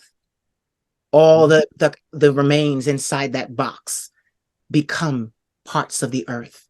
And then it then grows, and then animals come and eat, and vegetables and this and that. Now you have irresponsibly put your pain out into the world. You can't do that. You must keep vigil over that thing. You must be able to see it at all times so that you know where it is. It cannot fall into the wrong hands. You are the guardian of that thing. You must protect others from it. You don't even know it. Let me tell you this powerful truth. Me and my boyfriend broke up a couple of years ago. We've been off and on. And God showed me, I can't remember the question that I asked, but I asked the question, I got the answer. And he showed me my dark side. And I didn't even that's not me. I was like, oh. I said this. I said, oh, so I'm like Maleficent or Cruella? I was like, I kind of liked the idea of that. I was like, oh, that's kind of like sexy. But honestly, after I examined that part of myself and I said, how funny is it? I was trying to separate that part of me, because I used to say that part of me was sleeping, but it was never sleep. What it was doing was operating unbeknownst to me. But when I acknowledged it and I said, oh, that is a part of me. And now I know when she's trying to come out when she doesn't need to, we can have a conversation. But it's a whole different story when she's wreaking havoc unbeknownst to me. And then I'm being in a way, and people are saying certain things about me and I don't recognize it because I'm like, no, that's not me. That's not me, because I've already convinced myself that part of me is sleeping. But no, just like you said, those roots are growing up. You think it's not, but it is. So when you say you own your pain, that's what I'm talking about. Acknowledging and owning and having full autonomy on my time.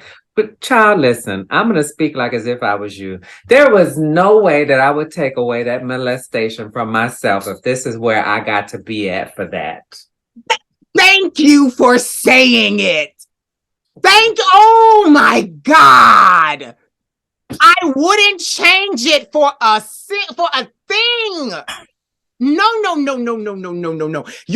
You made me excited. You're telling me for that traumatic experience, I got to be this? Changing lives. You know what that tells me? There's a God. Huh.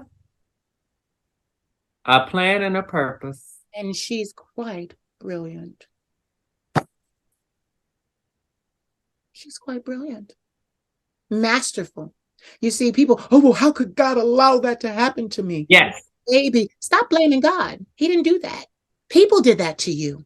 Yes. He's just going to help you deal with it. Learn from it, grow from it, use it, make $1 billion, and then teach you how to put it on a shelf where you can guard it so nobody else gets it. Speak. Let's go there. I was in a gay bar once and I was ministering to the bartender who said he no longer goes to church and no longer believes in God because of the church. I said, let me tell you something. I said, I've experienced the same shit that you experienced in church. I said, but I never blamed it on God. I didn't feel like God was telling me what they were telling me. How did you not hear it? Because you were looking at the people. You weren't listening to God, because if you were listening to God, he would have been telling you, baby, you are fine just the way you are. Listen to what I'm telling you. And you know, deep down in my life, see, God used to visit me in visions and dreams when I was about 4 years old. I used to see all of these things. And, you know, I am proud to say this. I knew the voice of God before I ever went to church. He was speaking to me and visiting me long before I ever stepped foot in the church. So when I left, I didn't feel like I lost God. I was disgraced and embarrassed because I felt like I lost, you know, I had grown up with these people and I was devastated about that for a long time. But I got over it because I realized they could be replaced. They're people. There's 8 billion people on this planet. I can definitely find and build a community. I did. But I realized, you know, they're always, oh, God did it. No, no, no, no, no, baby. God allowed you to go through it and he spared your life. You're here. Because I said this the other day to someone, because I asked God, and this ties in. I said, God, really? Why'd you let me go through all of that? I said, why'd I have to experience all of that? What was that? My family, I'm the black sheep. I've lost so much to gain so much more. But the pieces I lost cost me everything. Why? And God replied to me as he always does. He said, you had to go through it because it was your destiny to tell the story. You had to tell the story of it all. You're here to tell the story of it all. What I realized that God was telling me was, you know, stop going outside of yourself. I don't go outside of myself for anything today. I am all encompassing. When I need something, I look inside immediately. Even if it's money, I'm like, what else can I create? I automatically go inside. I do not look for outside validation. I go deep. I go in and I go deep. And I realized, I'm like, wow, God, it's my job. It was my job to survive it all so that I could lift up the story and shed light and help millions of people. Because that's what I got millions of followers worldwide. My album, and you know, I got to plug it. My album is called $1 Billion Voice. And I released it on my grandfather's birthday, Cinco de Mayo. It's been out officially a month. And it has 5,235,615 streams worldwide in 56 countries. They're hearing me like they've never heard me before. Why? Because it's our time. Yeah. And my music tells the story. And before we jump from that, I want to say something to you and share something with you. I've said this to you before, but I love when you started to talk about your dark side, because when the Queen of Shade, I let it all hang out. It was my dark side. That's what it is. It's my dark side. She got, you know, a little bit more classy. She was always classy, but she got a little bit more refined. But it was always that dark side of me. I used it. That was what I used. But even with all of that, you said something. You were like, you know, she was sleeping. I had an evolution before Bjorn Dufault. You know this. I came into this world as Kalia Moore Payton. Kali took the bullying. Kali took the molestation and the rape. And then when I had some trauma really hit my life and I got to an adult stage, Kali went to sleep in the spirit world, was laid to rest, and through the corridor, Bjorn Dufault came to me. And I became a new creature, new name, new thought, new ideal. Don't even think like Kali did at all. And people were spooked out about that. But I'm like, this is what happened. Bjorn realized he needed help. And Bjorn was naturally a warrior from the spirit world. The name Bjorn means bear. And if you know anything about a bear, if a bear attacks you, you're in trouble. You can't outrun it. You can't outclimb it. You can't outswim it. You better shoot it. It's the only way. And you better aim for a vital organ, because God help you if a bear gets you in its claws and teeth. It's over. But he summoned the Queen of Shade. Mm-hmm. And what I realized, like we've been talking full circle, she summoned Kali. She brought Kali back into the fold. Mm. She said, you need all of you. You need all of you to do what you must do, what you have been purposed to do. You need every single facet of yourself. So Kali came back. And it's so crazy because for, spirit talk, here we go. When Kali came, because my number is 4, my life path is 4, I'm the confidant. So we've got Bjorn Dufault, we've got the Queen of Shade. She resummoned Kali, and Kali brought the angel Isaiah with him. Isaiah Hebrew means one who is strong. So there's 4 existing strengths in this empire, and they deliberate and they think and get it. I don't have multiple personalities. It's all me. It's all me. It's all me. Just different facets of me. And for people that don't understand that, to my father, I'm his son. To my grandmother, I'm her grandson. To my wife, I'd be her husband. To my sister, I'd be her brother. To my nephew, I'd be his uncle. And I'm still all the same person. So if you don't understand it, that's how you wrap your head around that. And that's it. I love it. And that was very powerful that you brought that up. And it made me start thinking about when people say, that was my dead name, or even trans people. I'll speak for the trans community. My dead name. No, it's not dead. You're not dead. That other part of you is not dead. If you do not acknowledge every part of who you are, then you're dead. Right? You're dead because you're allowing yourself to be dead. You're allowing yourself to be suppressed. You're allowing yourself to not be free. When it is that you acknowledge all of yourself, it's where you find the freedom. People have already been trying to take that away from us, so let's not take that away from ourselves. And get it. It's your responsibility to guard that part of you. If someone gets a hold of that part of you that you won't claim, you will have damage of epic proportion. There you go. It's your job to guard it. It's yours. Don't ignore it. Don't throw it away. They don't understand that. We watch a lot of wizards and spirit, things on television, and they talk about that. You must keep it with you. If it falls, that energy, if it falls into the wrong hands, they now have something over you. There you go. That's the thing. Can't nobody hold nothing over me. Because my following gonna be like, bitch, y'all late. Page 6, y'all late.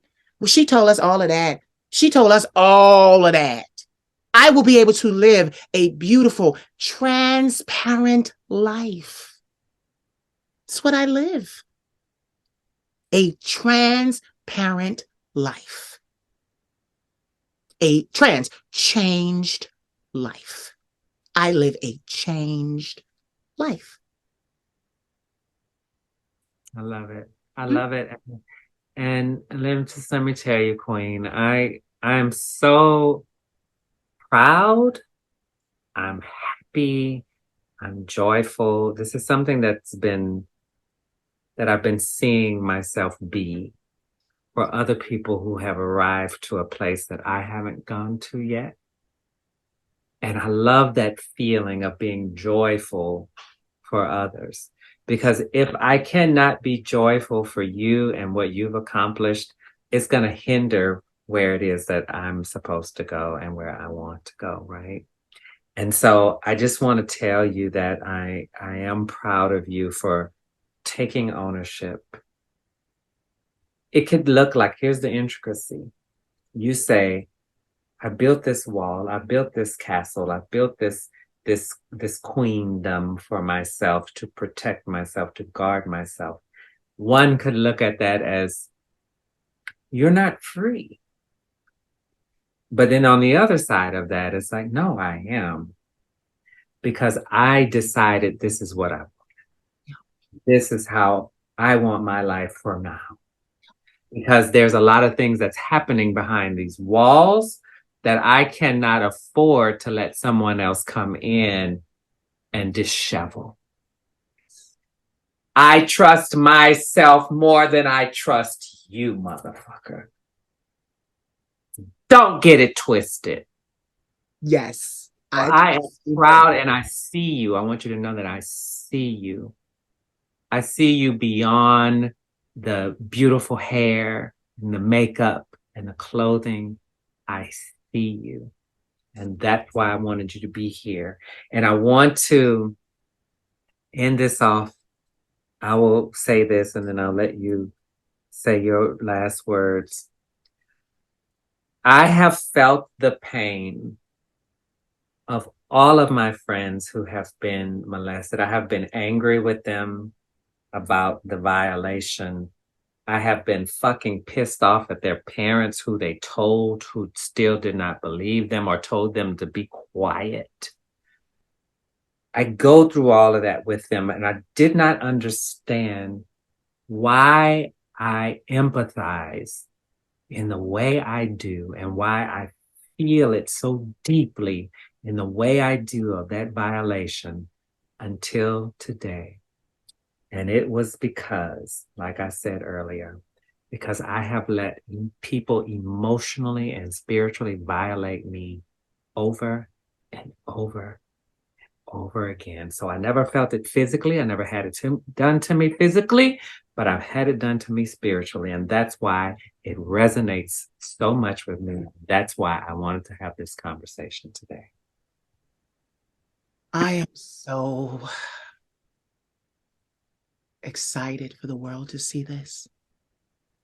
This is something, what we did here just continues to speak volumes about who you and I are. You were my sister the first time I met you on YouTube.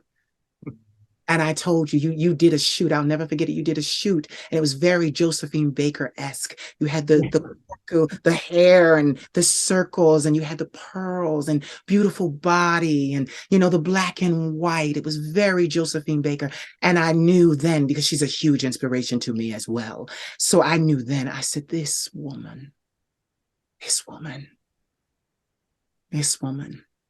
And all these years later, you say, because I've been saying this to you all these years, come on, sis. Come on, sis. Come on, sis. And you say, oh, well, I don't know exactly where or what it is, but this is it. What you're doing. And someone said something to me under one of my recent videos. They said, Queen of Shade, this is why I love you, because you give freely, you are open. And they said, I want to say, like I said before, you don't need a mainstream record label to be mainstream. All you need to do is continue to share your love and your story, and you will achieve everything that you set out to accomplish. And it is the same with you. Even on my Instagram, I am the Queen of Shade, just plugging. Even on my Instagram, I have made it my empire and my enterprise to do the one thing that you have talked about doing all day. I share. It's the only way to get to $1 billion. It's the only way to get out in this world. It's the only way to garner respect. We cannot hide who we are. Because I want you to know something.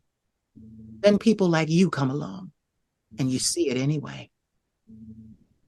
What we try to hide, people like you come along And what they need to know is you have roots. You're from Louisiana. That's that ancestral magic. Those ancestral women that did and practiced and gave to the earth and called on the ancestors, and that's all that shaman and healer all inside of you. These gifts are what we use to empower ourselves, and these things are what we become fortunate to have that make us the empires that we have. A college education wasn't going to do it for me. It wasn't going to do it for me. Singing by itself wasn't going to do it for me. I had to tap into that ancestral magic. I had to go deep. The ancestors started visiting me. And I'm proud to say all of my music, my uncle, who I love, who passed from HIV complications in 2006, when he visits me, we write music together. Every song I've ever sang, I wrote with my uncle, who has gone into the ancestral plane and has been there since 2006. It doesn't take me more than 15 minutes to write a song. And when you have, and like I said before, we say, I don't have support. You do. And I wanted to say that to you as we close. You have support. Your ancestors are there. They're all you need. They work from the spiritual plane, which means they can send money. They can send aid. They can send protection. They can send fury. They can send you anything and everything. And while you're sleeping, you'll wake up and say, Eureka, I know what to do. And I want to close by saying this. People see me and I look so well put together. I want to tell the entire world that I did not know that this would happen. I did not see this happening for me. I just kept listening to my ancestors and putting one foot in front of the other. And I just elevated right on up. That's how I got here. I didn't plan this. I just kept moving forward. And that's how I did it. Just the same with you, where you say, I don't know what it is. Your ancestors will. And from this day, they're going to speak to you more and more. It's just your job to listen and get it. You're not supposed to be obedient. It's not about obedience. You take it into advisement. They're your counsel. So you still have complete agency over who you are, but they offer suggestions. They're like a boardroom. And you say, you know what? I like that. I'm going to use that. I'm going to implement that. Great idea. And you do it that way. It's a working together. But if you're laying to rest parts of you that need to be awake, you can't reach the ancestors like that. You can't. So yeah, thank you so much for having me. I'm so excited. We always do work. There'll be more, because we always, when we do work, we work. Honey, cut us our check, because we worked today. Proud Mary was up in here. We rolled, honey. Honey, that last one was great, but this one is like reaching epic proportions here, because we touched on so many things, yet all circling around molestation. And someone trying to take away our power, but us using that to take our power back. And hence showing that everything is in divine order. You can choose to say and live your life saying, they did this to me. He did this to me. She did this to me. They did this to me. You can live like that for the rest of your life if you want to, or you can take it and you can alchemize it and turning it into something that works for you, where you take your own power back and you have full autonomy of yourself. It's a choice. I want to close with this. This gonna spook the hell out of everybody. My abuser's name was Peter. Peter was a young, gorgeous, well-endowed man. Peter died before I ever got to confront him, talk about it, anything like that. He died. Complications. He died young. The Badlands of the ghetto are quite something. Some people would say, oh, well, he got what he deserved. But I want people to understand Peter is now an ancestor. My ancestor. Peter comes to me often. And from the ancestral plane, he apologizes all the time. And I tell Peter, it's water under the bridge. And he says, and now I'm here on this plane to help you get to where you need to go. Mm-hmm. Mm-hmm. Beautiful. Mm-hmm. Mm-hmm. That's why I didn't cry. That's why I didn't cry. I talk to Peter quite often. He's a part of my ancestral channel link. He's there, and and I say, Peter, you don't need to apologize anymore. And he goes, yes, I do. Every time I come to you, I need to. I say, Peter, it's okay. You just do your job now and make sure I get to $1 billion. There you go. Because why he's still trying to be holding on to guilt, it's like, no, I need you to let that go so we can do what we need to do now. Oh, no. I sound like my mama when I scream. Like that's how my mama scream in church when something hit her. She's like, Yeah. that hit me. Woo! Yeah. That's love. That's forgiveness. Yes. That's grace. That's mercy. That's the fruit of the spirit that God wants us to embody on this planet. There you have it, ladies and gentlemen, boys and girls, and everybody in between. I am Lady Garland. This is the magnificent Queen of Shade. Follow her on I Am the Queen of Shade on Instagram. You will not be disappointed. I am so happy for all of you who have listened to this entire message, because this is a message that we brought to you today. But what most of all I want you to remember is that there's only one you, and there's nobody that can be you better than you can. I love you.